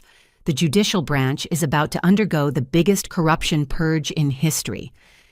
My phone buzzed with a text from Madison, who is at the Federal Detention Center. David wants to make a deal. Says he has information about Phase 3. Phase 3. Sarah frowned. I thought Phase 2 was the activation of adult subjects. So did we all, I muttered, standing. I need to go hear what he has to say. Angela grabbed my arm. Be careful, Jody. David Hartley would sell his soul for a reduced sentence. Already did that. Now he's trying to buy it back. An hour later, I sat across from David in the Federal Detention Center. He looked older, grayer, his expensive tan faded to prison pallor, but his eyes still held that calculating gleam. You look well, he said. Enhancement suits you. Cut the pleasantries. What's Phase 3? Straight to business. I always liked that about you. He leaned forward. Catherine wasn't just collecting enhanced subjects. She was breeding them. Phase 3 is about creating Generation 3, the perfect humans. My blood chilled. Breeding them how? Arranged marriages, forced partnerships. She has genetic profiles on all 3,000 subjects. She's been planning optimal pairings for decades. Generation 3 would have enhancements we can't even imagine. That's sick. That's eugenics. And here's the kicker. She's already started. 15 years ago, she began a pilot program. 20 Generation 1 subjects were paired off and had children. Those children are teenagers now, and their abilities... He shook his head. One can manipulate electromagnetic fields. Another has perfect cellular regeneration. We're talking Wolverine-level healing. A third can process information like a quantum computer. Where are these children? That's what I'm offering. The location of all 20 Generation 3 subjects in exchange for minimum security placement and protective custody for my biological children. I wanted to refuse on principle, but 20 enhanced teenagers in Catherine's hands, we couldn't leave them there. I need proof you actually know their location. He smiled. Emma Fitzgerald, 15 years old, adopted by a family in Denver who thinks she's just gifted. She can heal others with a touch. Catherine's been watching her, waiting to collect her on her 18th birthday. You're telling me there's a teenager in Denver who can heal people. Among other things, her biological parents were both enhanced. Mother with regeneration, father with energy manipulation.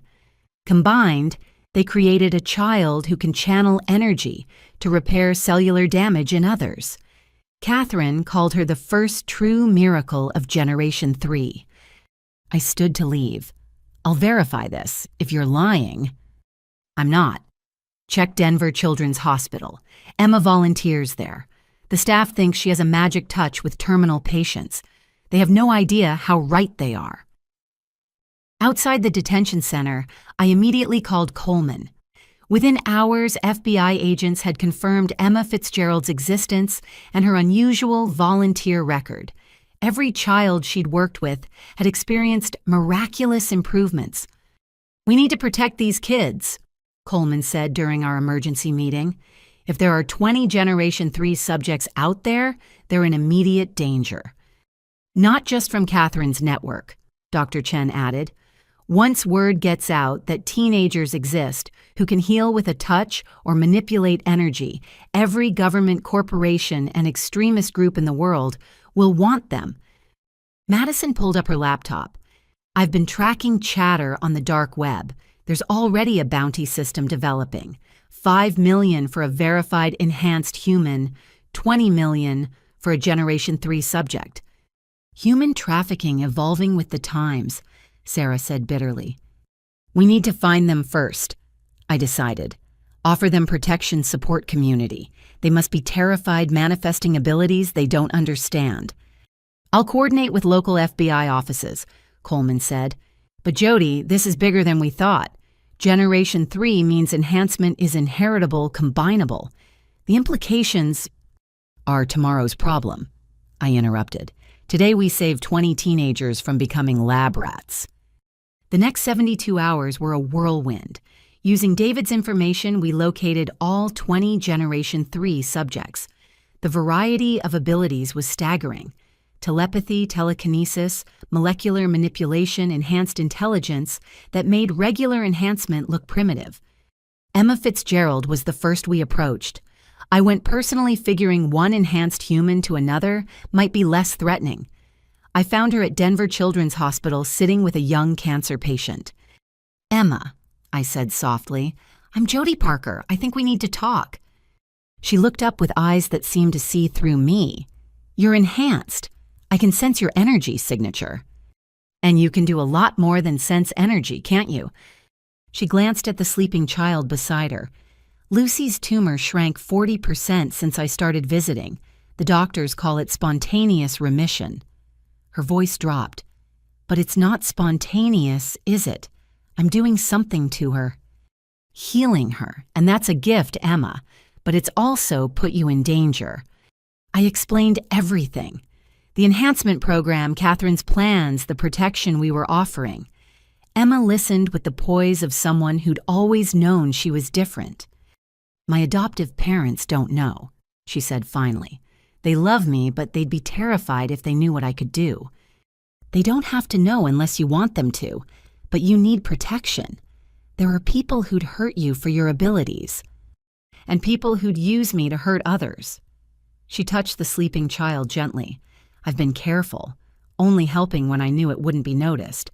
But lately, it's getting stronger, harder to control.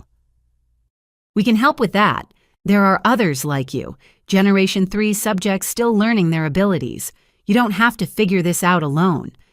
She agreed to FBI protection, and her adoptive parents were told she'd won a scholarship to a special school for gifted students. Not entirely a lie. One by one, we gathered the Generation 3 subjects, a boy in Portland who could phase through solid matter, twins in Miami who shared a psychic connection that let them coordinate perfectly, a girl in Boston whose intelligence made quantum physics look like basic arithmetic. But it was the last subject that shocked us all. Michael Coleman, David had said. 17 years old, location unknown, abilities unknown, but Catherine considered him the crown jewel of Generation 3. Coleman, the same last name as Agent Jennifer Coleman and Marcus's biological father. When I confronted Jennifer, she broke down. My brother didn't die in Afghanistan. That was the cover story. He was Generation 1, enhanced strength and tactical analysis. He fell in love with another enhanced subject, Rebecca Torres. They had Michael, but Catherine's people found out. They killed my brother and Rebecca in what looked like a car accident and took the baby. You've been looking for your nephew this whole time. For 17 years. When this case started, when I realized what you were, I hoped it would lead me to him. She wiped her eyes. Now we know he's alive, but not where. We'll find him, I promised. David must know more. But when we returned to question David, we found chaos. The detention center was in lockdown, alarms blaring. In the medical wing, David Hartley lay dying foam on his lips. Poison, the doctor confirmed. Sophisticated neurotoxin. Someone wanted him silent. David grabbed my hand with surprising strength. The director, not Catherine. Never Catherine. Who's the real director? Walsh. But not Elizabeth. His eyes were wild with fear. Elizabeth, alive. That's impossible. She died 30 years ago. No, she became... His body convulsed. Find Michael, he knows. David Hartley died at 4:17 p.m., taking his secrets with him. In the parking lot, our team regrouped, shaken by the assassination and David's final words. "Elizabeth Walsh alive," Madison said. "That's insane." "Is it?" Dr. Chen pulled up old medical records on her tablet. Elizabeth's death certificate was signed by one doctor, Catherine Walsh. No autopsy. Closed casket funeral. What if she faked her death to continue her experiments in secret? I finished. What if Catherine was just the public face while Elizabeth worked from the shadows? For 30 years, Coleman sounded skeptical. She was experimenting with enhancement while pregnant. Who knows what she did to herself? Extended lifespan could be possible. If she's alive, she's in her 60s now, Sarah pointed out. But with enhancement, she could be anyone anywhere, I said. And she's cleaning house. Catherine's arrested David's dead. She's eliminating everyone who could identify her. My phone buzzed. An unknown number had sent a video. I opened it and gasped. On screen was a teenager who looked exactly like a young version of Marcus's father, Michael Coleman, alive and standing in what appeared to be a high-tech laboratory. "Aunt Jennifer," he said, looking directly at the camera. "I know you've been searching for me. Stop. I'm where I belong, with someone who understands what I am, what we all are. Evolution doesn't go backward." The camera panned to show a woman in shadow. When she stepped into the light, my enhanced vision caught details others might miss. The way she moved with too much grace, the subtle luminescence of her skin, eyes that held depths of intelligence that seemed almost alien. "Hello, Jody," the woman said. "My name is Dr. Elizabeth Walsh. I believe it's time we met properly. Mother to mother, creator to creation. Come alone to the coordinates attached to this message. Bring anyone else, and young Michael here learns what happens to failed experiments." The video ended. The coordinates showed a location in the Montana mountains, the same facility David had told us about. "It's a trap," Coleman said immediately. "Of course it is. But she has Michael, your nephew Jennifer." I looked at my friend, saw the anguish in her eyes. And she's right about one thing. It's time to end this. 30 years of manipulation, of treating people like lab rats. It ends now. "You can't go alone," Madison protested. "I won't. But she'll think I am." I turned to the group. "We've got 24 hours to plan the raid of the century. The real director is waiting, and she's holding all the cards. Time to shuffle the deck." As we dispersed to plan, I thought about the twisted web Elizabeth Walsh had woven. Faking her death, using her sister as a proxy, building an empire on the backs of stolen children, all for her vision of human evolution. But evolution isn't just about genetics. It's about choice, about adaptation, about survival of the fittest. And I was about to show Elizabeth Walsh that the fittest weren't necessarily the most enhanced. Sometimes they were just the most determined to protect their own. The real war was about to begin. The Montana facility rose from the mountains like a fortress of glass and steel, somehow both futuristic and forbidding. I approached alone as demanded, but my enhanced senses could detect Coleman's teams positioned throughout the forest. Snipers on ridges, tactical units ready to breach. Madison monitoring everything from the mobile command center. The front doors opened automatically. No guards, no visible security.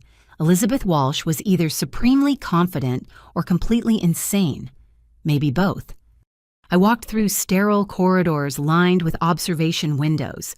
Behind them, laboratories that would make NASA jealous. In one, teenagers practiced abilities. A girl making plants grow at accelerated rates, a boy manipulating water into impossible shapes. They looked well cared for, but somehow vacant, like dolls arranged in a display. Impressive, isn't it? I turned to find Elizabeth Walsh standing behind me. Up close, her enhancement was even more apparent.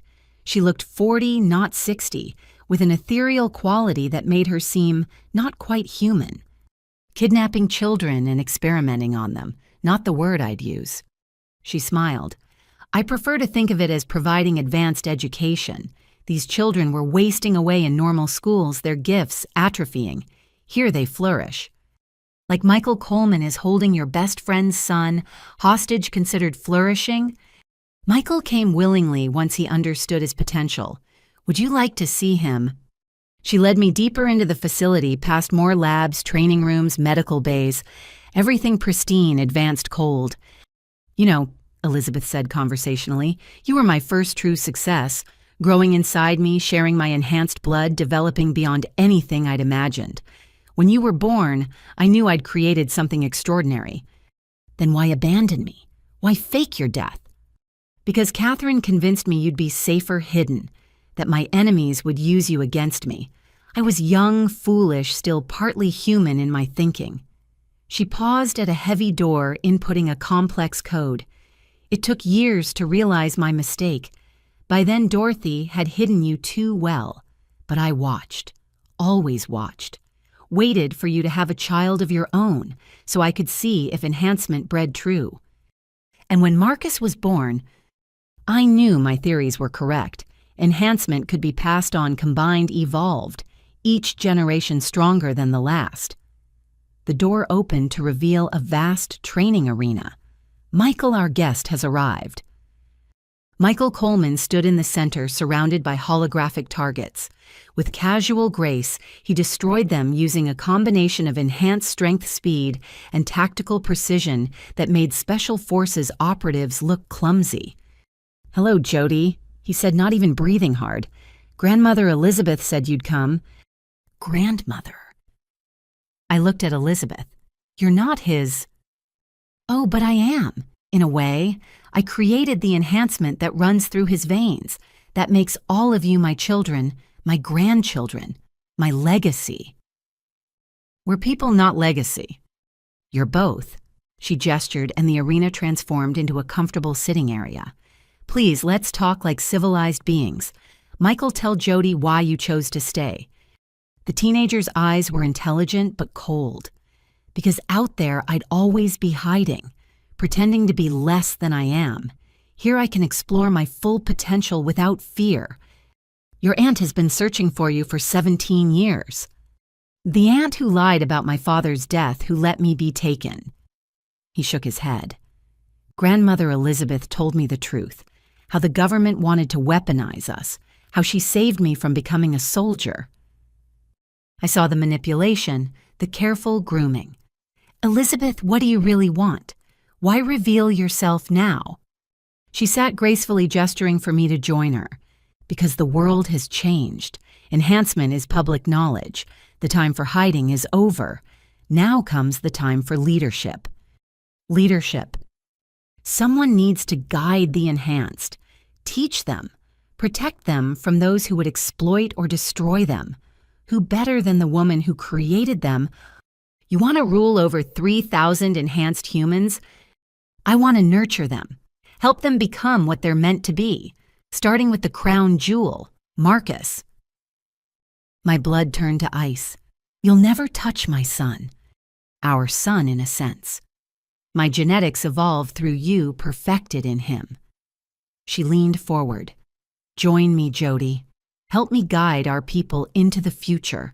Together, we could create wonders. Together, we'd be perpetuating the same system of control you've used for 30 years.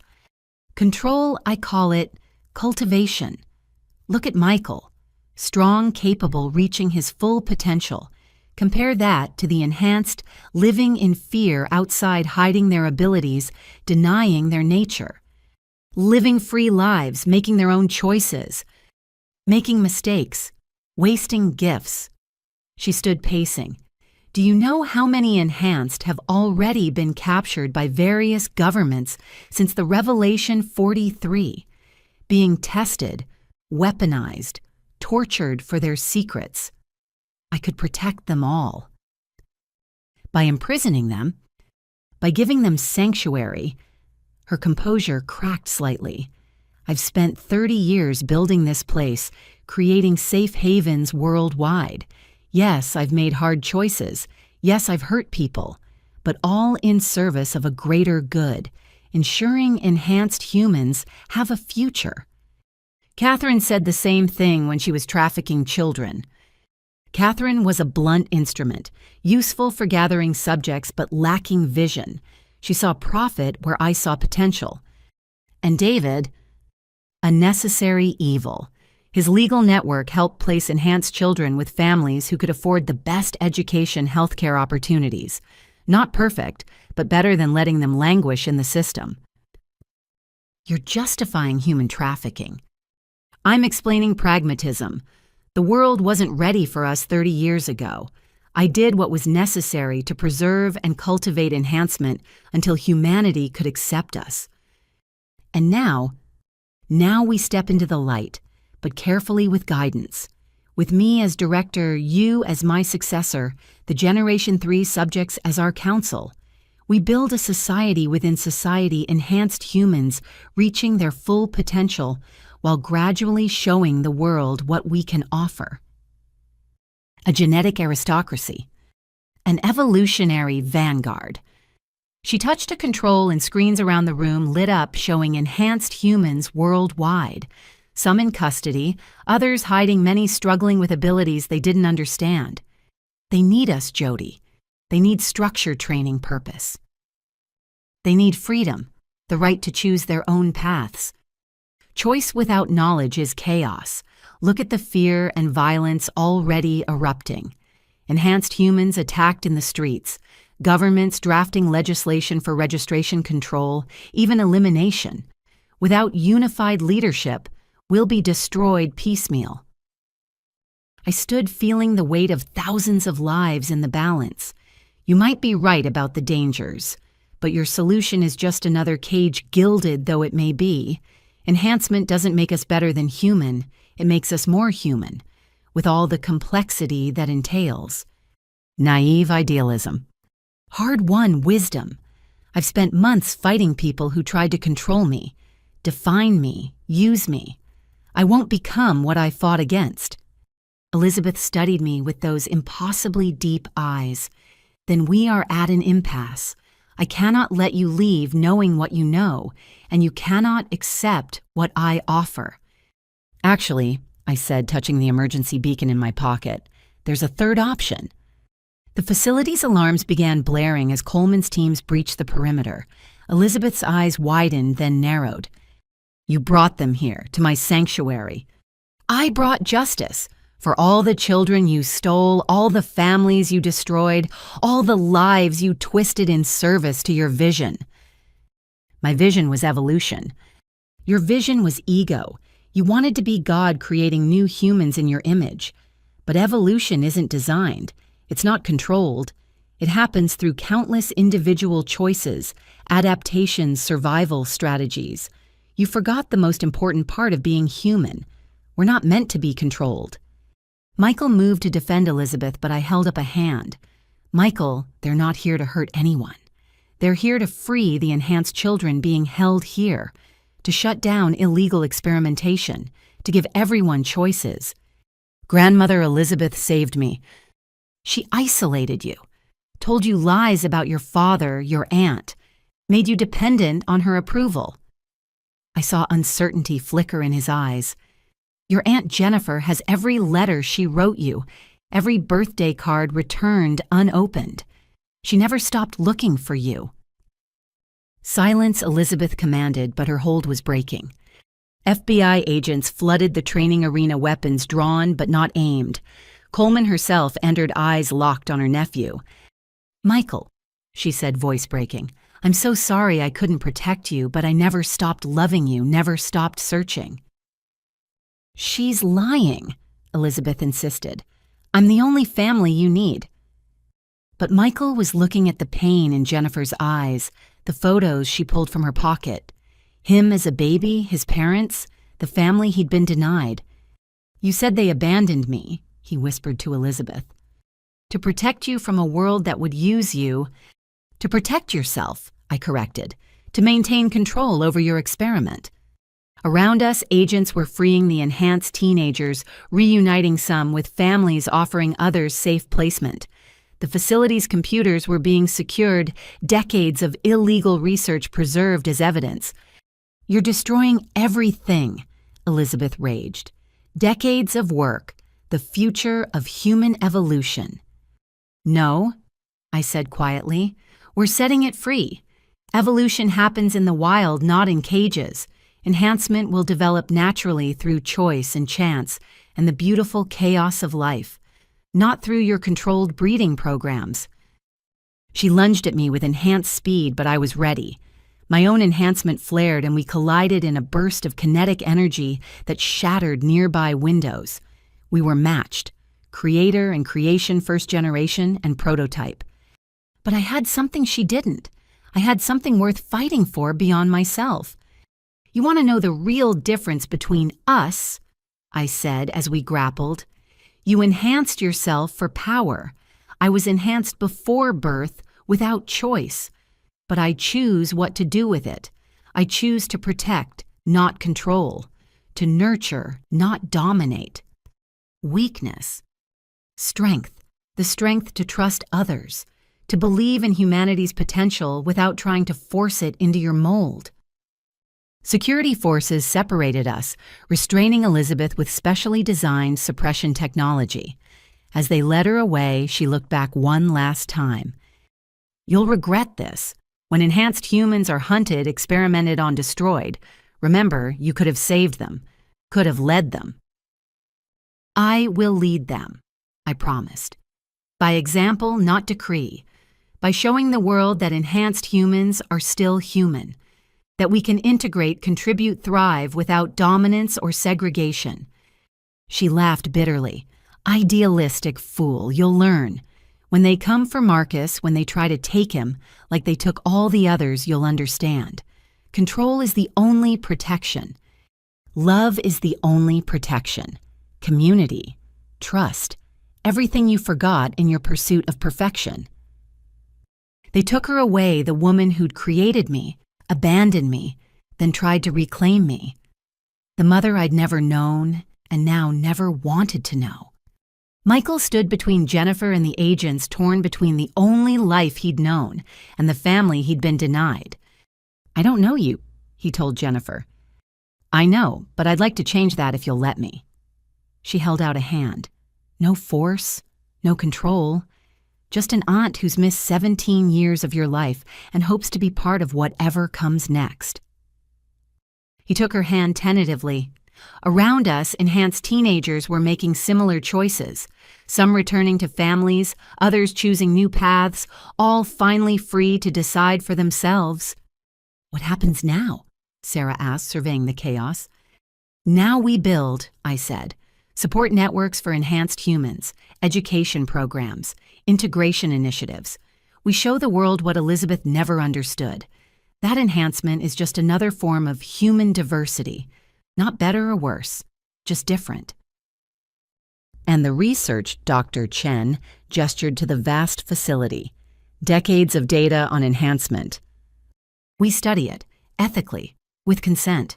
Learn what we can to help enhanced humans understand themselves. But no more experiments, no more breeding programs, no more playing God. Madison appeared on a screen from the command center. Jody, you need to see this. We're accessing Elizabeth's files. There aren't just 3,000 enhanced humans. There are tens of thousands, scattered worldwide. Different programs, different countries. She was just one node in a global network. I felt the weight of that settle on my shoulders. Not 3,000 souls looking for guidance. Tens of thousands. A diaspora of enhanced humans, some knowing what they were, others still in the dark. Then we have work to do, I said. Time to stop hiding and start helping. Time to show the world that enhancement doesn't mean supremacy. It means possibility. As we left the facility, Michael walked beside his aunt, asking tentative questions about his father. Other enhanced teenagers chatted with FBI agents, social workers, and counselors. The fear was fading, replaced by curiosity and hope. Elizabeth had built her empire on control. We'd build our community on choice. She'd created us to be weapons. We'd choose to be bridges. The future of enhancement wouldn't be decided in hidden facilities or secret programs. It would be decided in the open, with all of humanity participating in the conversation. Evolution, after all, had never been about perfection. It had always been about adaptation, and we were about to adapt to a world where enhanced and baseline humans could coexist, learn from each other, and maybe even thrive together. The real experiment was just beginning. The federal courthouse in Washington, D.C. had never seen anything like it. Enhanced humans from around the world gathered to witness the trial of the century. Elizabeth Walsh faced 237 counts, ranging from kidnapping to human experimentation. Catherine Walsh, her sister and accomplice, sat beside her, looking decades older than her enhanced sibling. I sat in the witness section with other enhanced individuals who'd testified: Marcus Williams, the firefighter, Dr. Sarah Martinez, James Chen, even Michael Coleman, who'd agreed to speak against the woman who'd claimed to be his grandmother. The prosecution calls Jody Parker to the stand. I walked forward, feeling hundreds of eyes on me. In the months since Elizabeth's arrest, I'd become an unofficial spokesperson for enhanced humans. The press called me the first, the prototype who'd broken free. Ms. Parker. The prosecutor began, "You are uniquely positioned to speak about the defendant's actions. You were the first successful enhancement subject carried by Dr. Elizabeth Walsh herself. Can you tell the court about the impact of her experiments?" I looked at Elizabeth, seeing no remorse in those enhanced eyes. Dr. Walsh created me to be a proof of concept, not a daughter, not even a person. Just evidence that enhancement could work. She abandoned me at birth, faked her death, and let me spend 30 years believing I was nobody special, just an abandoned baby with a cruel adoptive mother. And when you had your own child, she orchestrated his attempted kidnapping, manipulated my family, my ex, the courts, all to get her hands on what she called Generation 2. My son was never a baby to her. He was data, a specimen, the next iteration of her experiment. "Objection," Elizabeth's lawyer called. "Speculation about my client's motivations." "Sustained. Stick to facts, Ms. Parker." I nodded. The facts are that Elizabeth Walsh built a network spanning 30 years and 6 continents. She facilitated the trafficking of thousands of enhanced children. She destroyed families, corrupted institutions, and treated human beings as lab rats, all in service to her vision of controlled evolution. And what of that vision the defense claims Dr. Walsh was trying to protect enhanced humans? Protection in prison can look very similar from the inside. Yes, the world can be dangerous for those who are different, but the solution isn't to hide us away, to control our lives, to breed us like livestock. The solution is education integration and respect for human dignity, enhanced or otherwise. Or, the defense attorney stood for cross-examination. "Ms. Parker, aren't you alive because of my client's work, enhanced because of her genius? I'm alive because I'm human, enhanced because she experimented on me without consent. There's a difference between creation and violation. But without her work, thousands of enhanced humans wouldn't exist. Without her work, thousands of families wouldn't be destroyed. Thousands of children wouldn't have grown up as experiments. The advancement of science doesn't justify the abandonment of ethics." You've publicly stated that enhancement should be celebrated. Isn't that exactly what Dr. Walsh believed? No. She believed enhancement should be controlled, directed, owned. I believe it should be understood, accepted, chosen. Every enhanced human should have the right to live freely, not as part of someone's grand design. Even if that freedom leads to chaos, to enhanced humans using their abilities for crime. Even if it leads to exactly the same mix of good and bad that exists in all humanity. Enhancement doesn't make us angels or demons. It just makes us more capable of being ourselves. The questioning continued for hours. I detailed the network, the breeding programs, the plans for Generation 3 and beyond. With each revelation, the jury looked more horrified. Other witnesses followed, parents who'd lost children, enhanced adults discovering their entire lives were lies, scientists horrified by the breach of ethics. Michael Coleman's testimony was particularly powerful. "She told me I was special," he said quietly, "that I was destined for greatness, but all she saw was genetic potential. Not the boy who liked basketball, not the teenager who wrote poetry, just a collection of enhanced genes to be optimized. On the third day of testimony, something unexpected happened. Emma Fitzgerald, the healer from Denver, asked to address the court. "I wasn't called as a witness," she said, "but I need to speak, not about crimes or victimization, about choice." The judge, intrigued, allowed it. Emma stood before the packed courtroom, her presence commanding despite her youth. Dr. Walsh's greatest crime wasn't enhancement. It wasn't even trafficking. It was theft of choice. She decided who we would be before we were born, decided where we would live, who would raise us, what we would become. She stole our right to discover ourselves. She turned to Elizabeth. "You gave me the ability to heal. I'm grateful for that. But you also tried to steal my humanity, to make me a tool in your vision instead of a person with my own.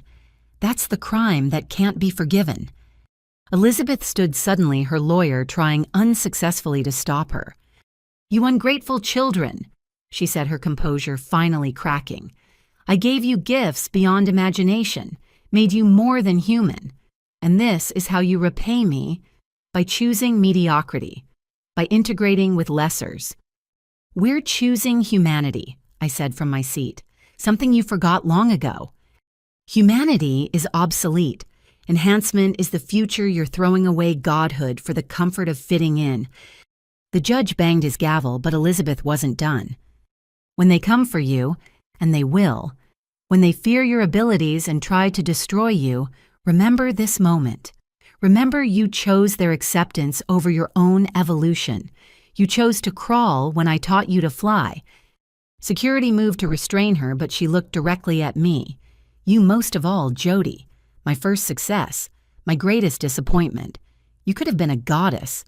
Instead, you chose to be merely human." "The greatest choice I ever made," I replied. As they led her away, Catherine Walsh spoke for the first time since the trial began. "My sister was brilliant," she said softly. "But brilliance without conscience is just elaborate cruelty. I helped her because I loved her, because I thought she could remake the world. I was wrong. The world doesn't need remaking. It needs understanding." The trial continued for 2 more weeks. Financial experts testified about the money laundering. Medical ethicists condemned the experimentation. Enhanced humans shared stories of discovery and violation. When the verdict came, it surprised no one. Guilty on all counts. Elizabeth Walsh was sentenced to life in federal prison, with the judge noting that her enhanced physiology meant she might serve every day of multiple life sentences. Catherine, showing genuine remorse, received 25 years with possibility of parole. Outside the courthouse, thousands gathered, enhanced and non-enhanced humans standing together. Some protesters demanded harsher sentences. Others called for research into enhancement to continue ethically. Most simply wanted to move forward. "What now?" a reporter asked me. "Now we heal," I said. "We build bridges between enhanced and non-enhanced. We help those still discovering their abilities. We prove that diversity, genetic or otherwise, makes us stronger, not divided. And the enhancement research, should it continue, with consent, with ethics, with the understanding that we're studying people, not products. Enhancement is part of humanity now. We can't uninvent it, but we can choose how we move forward." A young, enhanced woman approached, tears in her eyes. "I just found out last month. My whole life was a lie. How do you deal with that?" "By deciding your life starts now," I told her. "The past was stolen from us, but the future, that's ours to write." As the crowd dispersed, Madison found me. "Elizabeth's network is completely dismantled.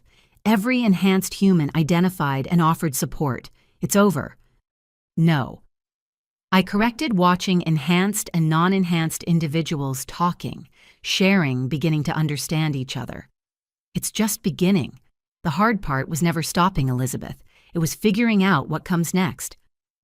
"And what does come next?" I thought of Marcus safe at home with Sarah, playing with blocks and showing abilities that would once have marked him as an experiment. Now he was just a little boy with gifts, growing up in a world learning to accept difference. "We live," I said simply. "Enhanced or not, we're all human. Time to act like it." The sun set over D.C., painting the sky in brilliant oranges and purples. Somewhere in a federal prison, Elizabeth Walsh sat in an enhanced capacity cell, her dreams of controlled evolution shattered. But outside, in the real world, evolution continued as it always had, messy, unpredictable, and beautiful. We weren't her creations anymore. We were our own. And that made all the difference. 6 months after Elizabeth Walsh's conviction, I stood in a different courtroom for what the media called the Trial of the Century Part 2. This time, it wasn't just about enhanced humans. It was about the entire system that had enabled 30 years of trafficking experimentation and horror. Caroline Hartley had died believing she'd taken her secrets to the grave. She was wrong. The prosecution enters into evidence the complete video recordings of Caroline Hartley taken over a 5-year period, the prosecutor announced.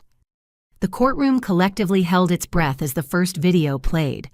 Caroline, very much alive on screen despite having died months ago, spoke directly to the camera. "My name is Caroline Hartley. Today is March 15th, and I've just helped my husband arrange the murder of Amanda Chen.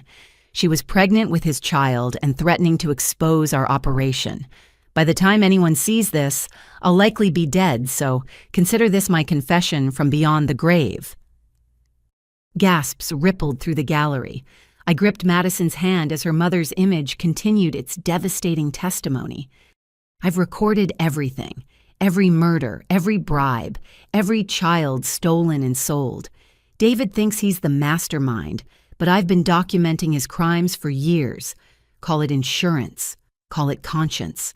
Call it the revenge of a dying woman who spent her life enabling monsters." What followed was 5 hours of the most damning evidence ever presented in federal court. Caroline had hidden cameras throughout their home offices, even in David's car. She'd recorded conversations with judges, cops, CPS workers, and worse. But the most shocking revelation came near the end. "David has killed 7 women who threatened our operation," Caroline's recorded voice stated clinically. "But those were just the ones who had his children. There were others.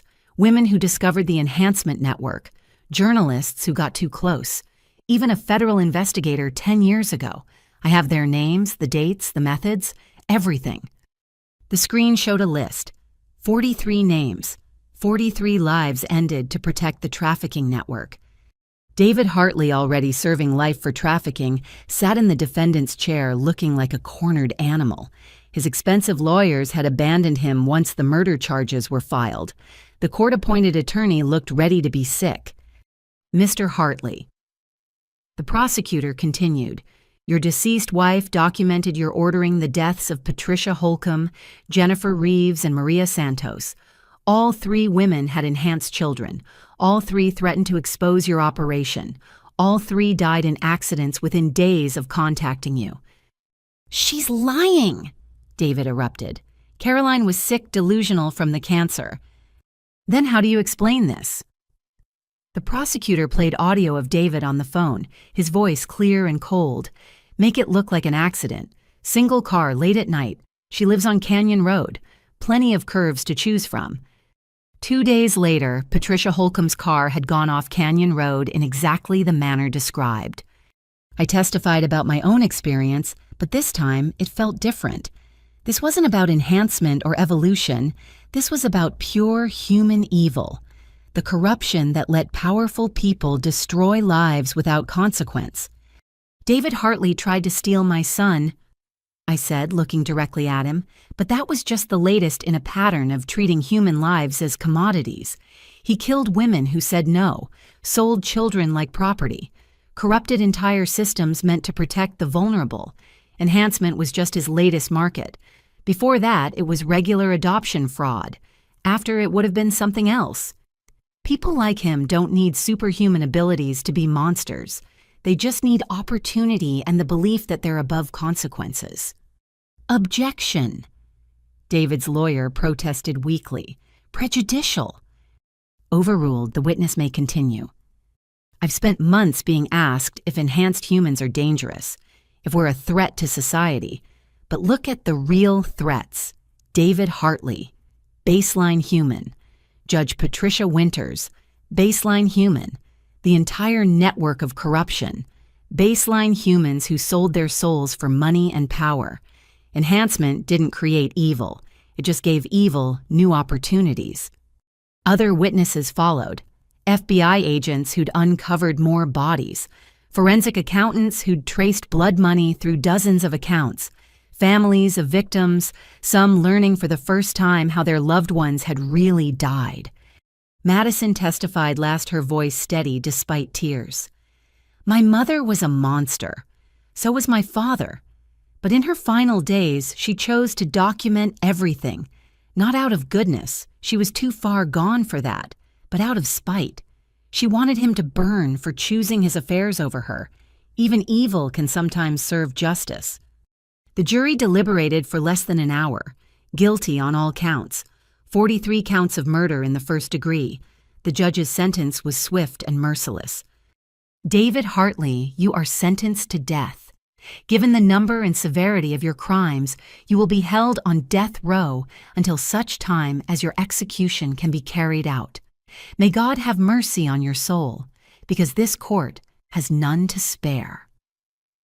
As they led him away, David looked at me one last time. This isn't over. You think you've won, but there are others. Powerful people who won't let enhanced humans exist freely. They'll come for you. For Marcus. For all of them. Then we'll be ready, I replied. Because unlike you, we're not alone. We have each other.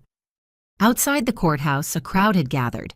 Enhanced humans and their supporters on one side, protesters demanding registration and control on the other. The divide seemed impossibly wide until a small voice cut through the noise. Mama. Marcus broke free from Sarah's hand and ran to me, his enhanced speed making him a blur. I caught him lifting him high as cameras flashed around us. Is the bad man gone? He asked innocently. Yes, baby, the bad man's gone. Good, can we go home now? Home. Such a simple word for such a complex concept. But as I looked around at the gathered crowd, enhanced and baseline victims and survivors, all united in seeing justice done, I realized home wasn't just a place. It was a community. Yeah, I said, kissing his forehead. Let's go home. The crowd parted as we walked through. Some reached out in support. Others pulled back in fear. But more and more were simply nodding, acknowledging our shared humanity. Agent Coleman met us at the car. That's the last of the major players. Elizabeth in prison for life. David on death row. Catherine serving her time. Patricia Morse flipped and gave us hundreds more names. The network is done. The criminal network, I corrected. But there's still work to do.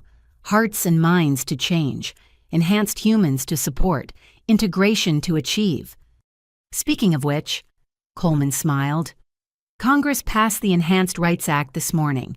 Full protection under law. No discrimination in employment, housing, or services. No mandatory registration. No segregation. You're officially just as human as the rest of us. We always were. Now it's just legal.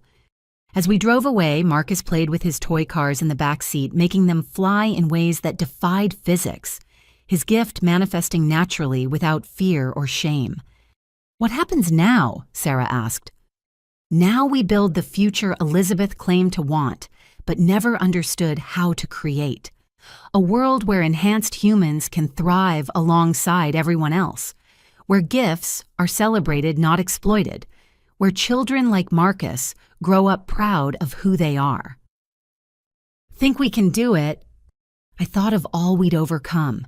The trafficking, the experimentation, the murder, the systemic corruption. We'd brought down an empire built on exploitation.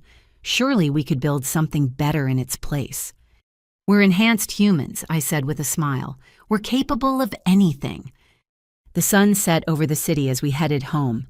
Somewhere thousands of enhanced humans were living their lives as doctors, teachers, artists, parents, some using their gifts professionally, others just enjoying the small enhancements that made life a little easier.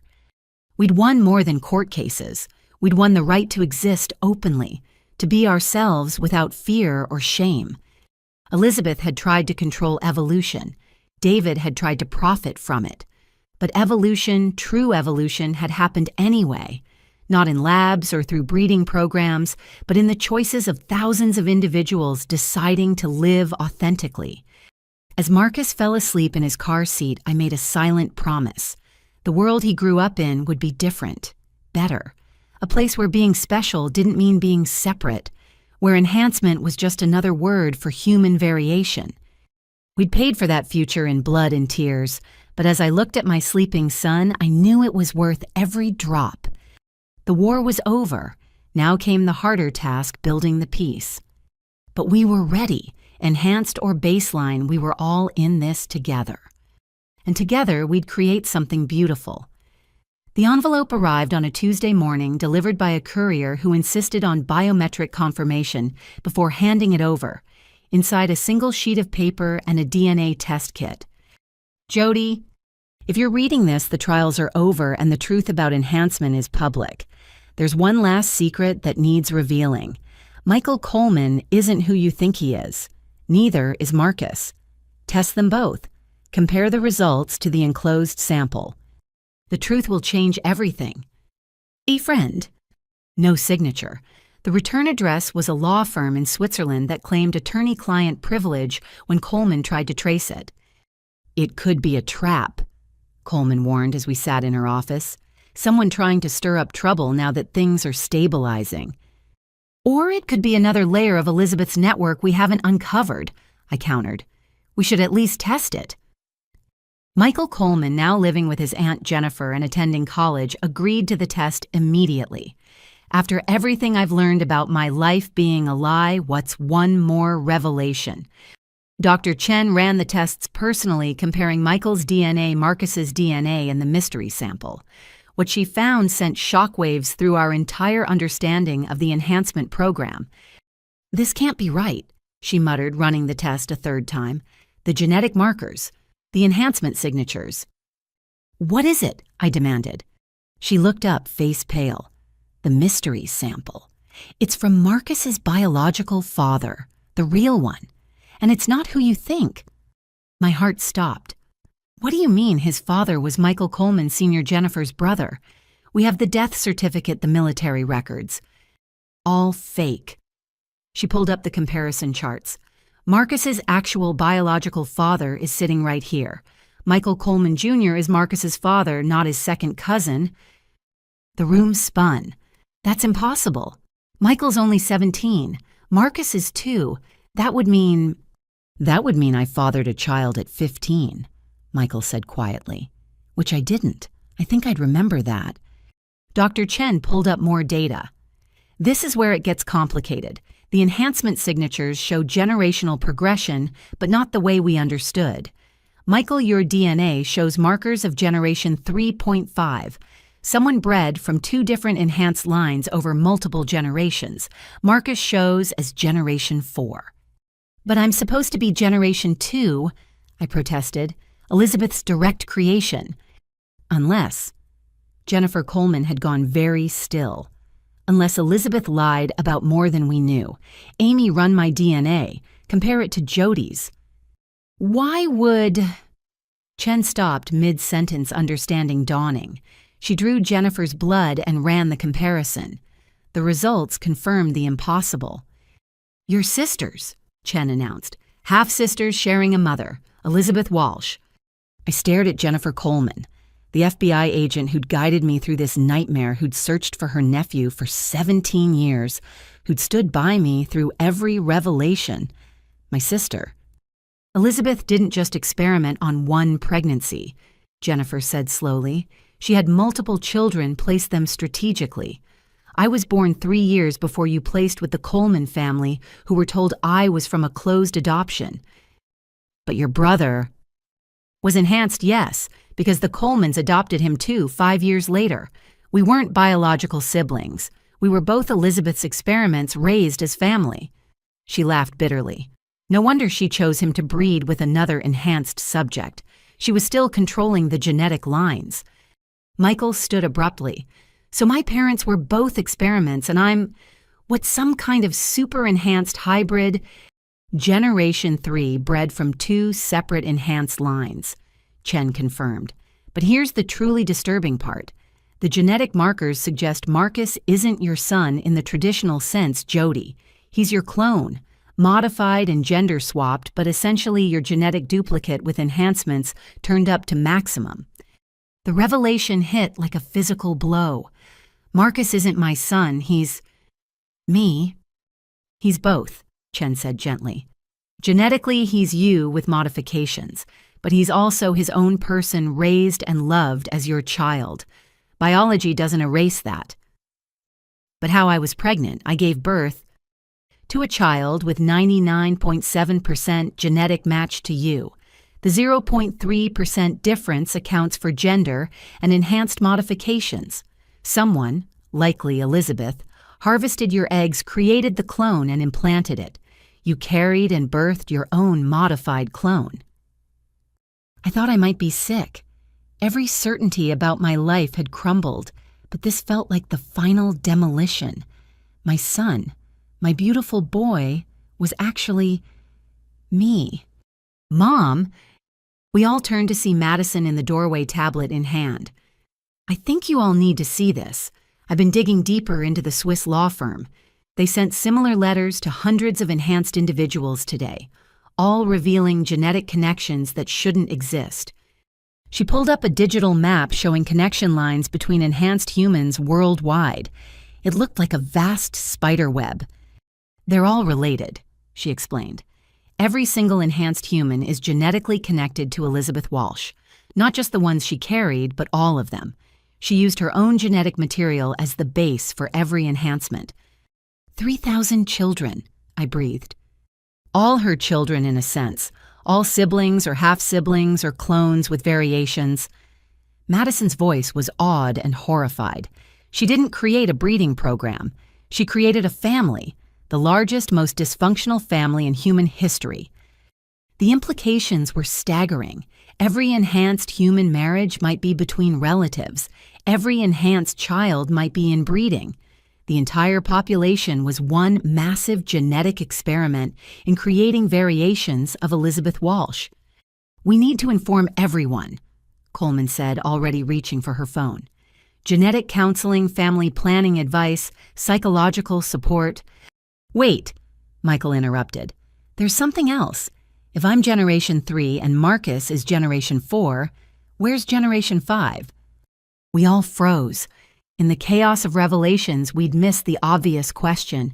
If Elizabeth had planned this far ahead, would she have stopped at Generation 4? Dr. Chen ran to her computer, pulling up global birth records for enhanced humans. The data painted a terrifying picture. There are already 12 Generation 5 subjects. The oldest is 6 months old, all born to Generation 3 parents who didn't know they were related. She looked up face grave. And the enhancements, they're exponential. These babies are showing abilities we can't even categorize. Elizabeth's ultimate goal, I realized, not just enhancement, but exponential evolution, each generation more powerful until they're not human anymore, Jennifer finished. We sat in stunned silence, processing the full scope of Elizabeth Walsh's plan. She hadn't just wanted to create enhanced humans. She'd wanted to create a new species, all derived from herself, all carrying her genetic legacy forward into a post-human future. What do we do? Madison asked quietly. We tell the truth, I said firmly. All of it. Every enhanced human deserves to know their real genetic heritage. They deserve to make informed choices about their relationships, their children, their futures. The public reaction, Coleman warned, will be what it is. We've come this far with truth. We can't stop now. I thought of Marcus playing at home, unaware that he wasn't my son in the traditional sense, but something far stranger. Myself reborn, and enhanced. Did it change how I felt about him? No. He was still the child I'd carried, birthed, raised, still the little boy who called me mama and trusted me to keep him safe. But it changed everything else. The entire enhanced human community would need to grapple with the reality that they were all family, all connected to a woman whose narcissism had reached genetic proportions.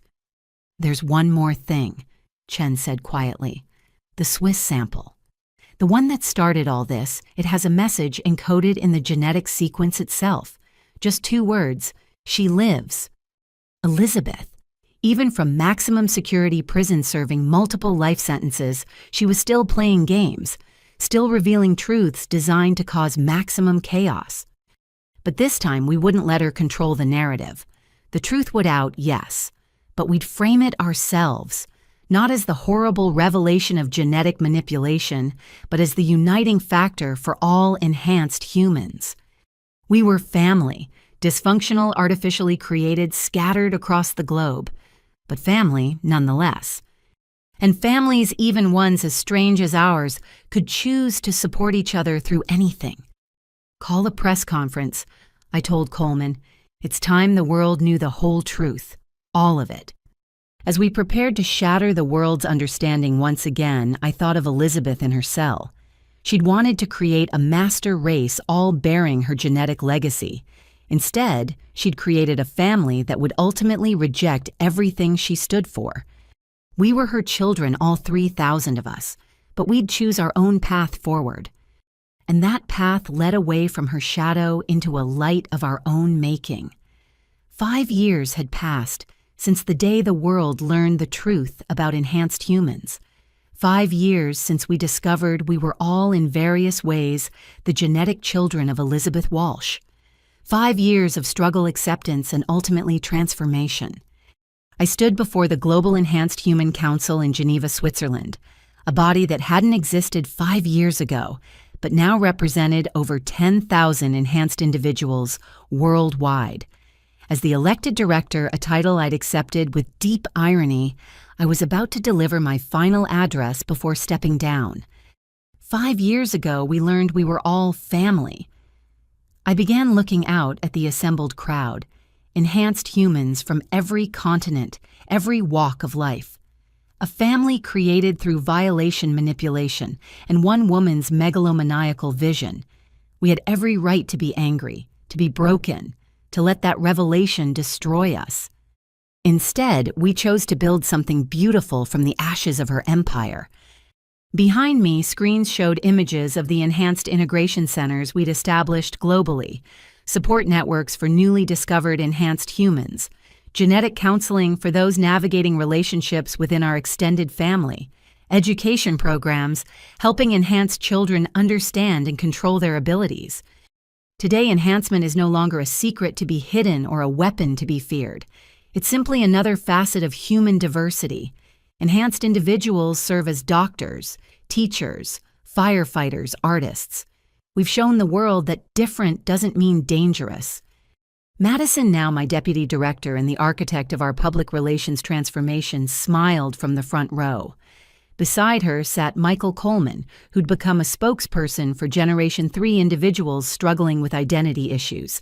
His relationship with his Aunt Jennifer had flourished once the truth was out, proving that family bonds could transcend genetic manipulation. But our work isn't done, I continued. Generation 5 is now entering school age with abilities that challenge our understanding of human potential. Generation 6 has been born, children whose enhancements are so profound that baseline humans struggle to understand them. We must ensure these children grow up in a world that sees them as miracles, not monsters. Dr. Sarah Martinez, who'd established the Enhanced Medical Institute, nodded approvingly. Her research had shown that each generation wasn't just more enhanced, they were fundamentally different, evolving in ways Elizabeth never predicted. Generation 6. Children could manipulate matter at the molecular level, perceive dimensions beyond the standard 4, and process information in ways that made quantum computers look primitive. Which brings me to my announcement, I said, feeling the weight of the moment. After 5 years as director, I'm stepping down. Not because the work is done, but because it's time for new leadership. For Generation 3 to guide us into the future they're uniquely equipped to navigate. Gasps rippled through the assembly. I'd kept this decision close, sharing it only with my inner circle. Madison Hartley will serve as interim director until elections can be held, but I want to nominate someone for permanent leadership. Someone who understands both the burden and the beauty of enhancement. Someone who's proven that our origins don't define our destiny. I looked directly at Michael Coleman. Michael, you were raised by Elizabeth to be a weapon. Instead, you chose to be a healer. You've counseled hundreds of enhanced individuals through identity crises. You've shown that Generation 3 can bridge the gap between early enhancement and the profound changes coming with newer generations. Will you accept the nomination? He stood slowly, clearly shocked. At 23, he'd be the youngest director in our brief history. But he'd also lived through more than most could imagine. Yes. If the council will have me, yes. Applause thundered through the hall. As it died down, I had one more announcement. As for me, I'll be returning to what I've always been at heart, a mother. Marcus is 7 now, navigating school as one of the few Generation 4 children in a baseline classroom. He needs his mom more than the world needs another politician. More importantly, Marcus had begun manifesting abilities that made even other enhanced children nervous. Reality manipulation, they called it. The ability to alter fundamental forces with thought alone. He needed guidance support and most of all the constant reminder that he was human, first enhanced second. After the assembly, I found myself in the memorial garden we'd built for enhancement victims. 43 names of women David Hartley had murdered. Hundreds more who died in Elizabeth's experiments. Children who'd been lost in the trafficking network. Emma Fitzgerald found me there, now 21 and leading the Enhanced Healing Corps. She'd become everything Elizabeth had hoped for and nothing like what she'd intended.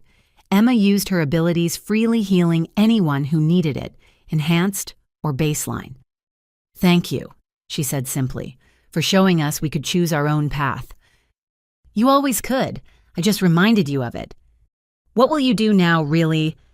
I smiled. "Raise my son. Write a book maybe about our history, the real story, not the sanitized version. And..." I hesitated, then continued. "I've been accepted into a baseline university, psychology degree. I want to understand people, all people, better. An enhanced human studying baseline psychology that's either brilliant or ironic.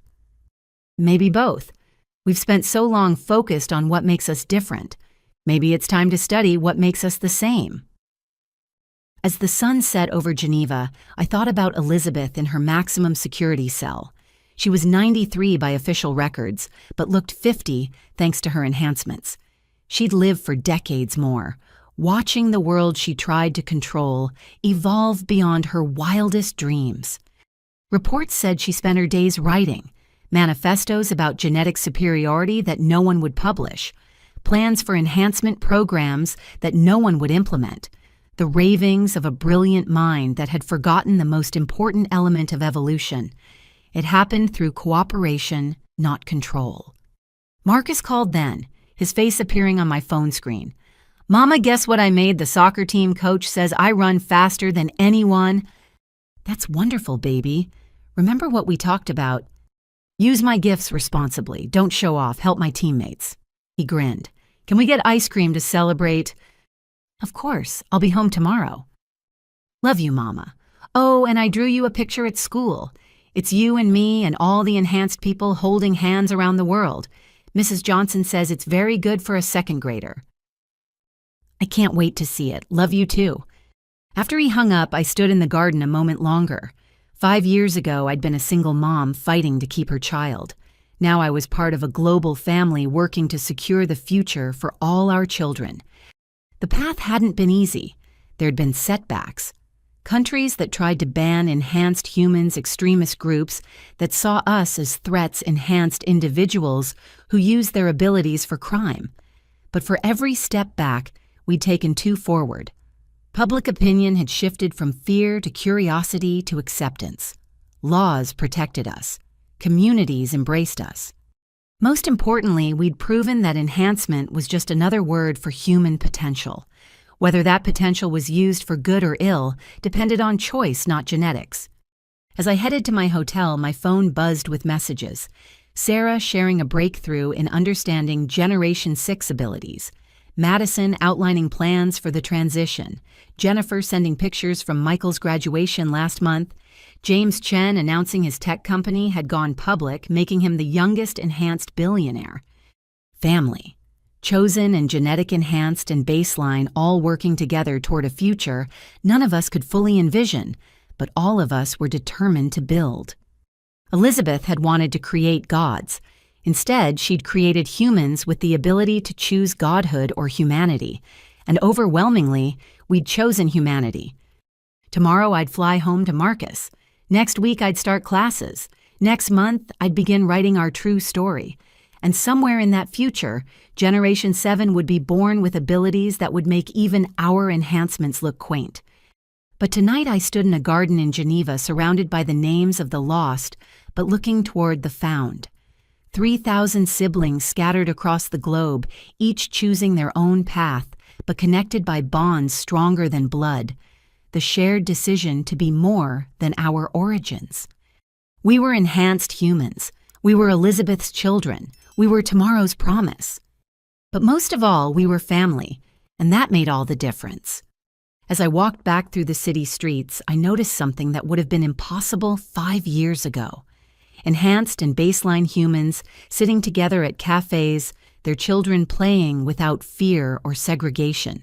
A Generation 5 child levitating toys while her baseline friend laughed and clapped. A couple, one enhanced, one not, walking hand in hand, wedding rings glinting. Integration, acceptance, evolution not through force but through choice. This was the future we'd built from the ashes of Elizabeth's empire. Not perfect, nothing ever was, but human in all its messy, beautiful, complicated glory. And as Marcus would say, that was very good indeed. Dear readers, what would you choose if you discovered you were enhanced? How would you handle learning your entire life was built on lies, but those lies gave you extraordinary gifts? Would you seek revenge or redemption, connection or isolation? Share your thoughts in the comments below. If this story touched you, please like and subscribe for more tales of human resilience and the choices that define us. And please share this with others who might need to hear that being different doesn't mean being less than. It just means being human in a unique way. Thank you for joining me on this journey. May you always remember that your choices, not your origins, define who you become. Until next time, remember, we're all family in the end.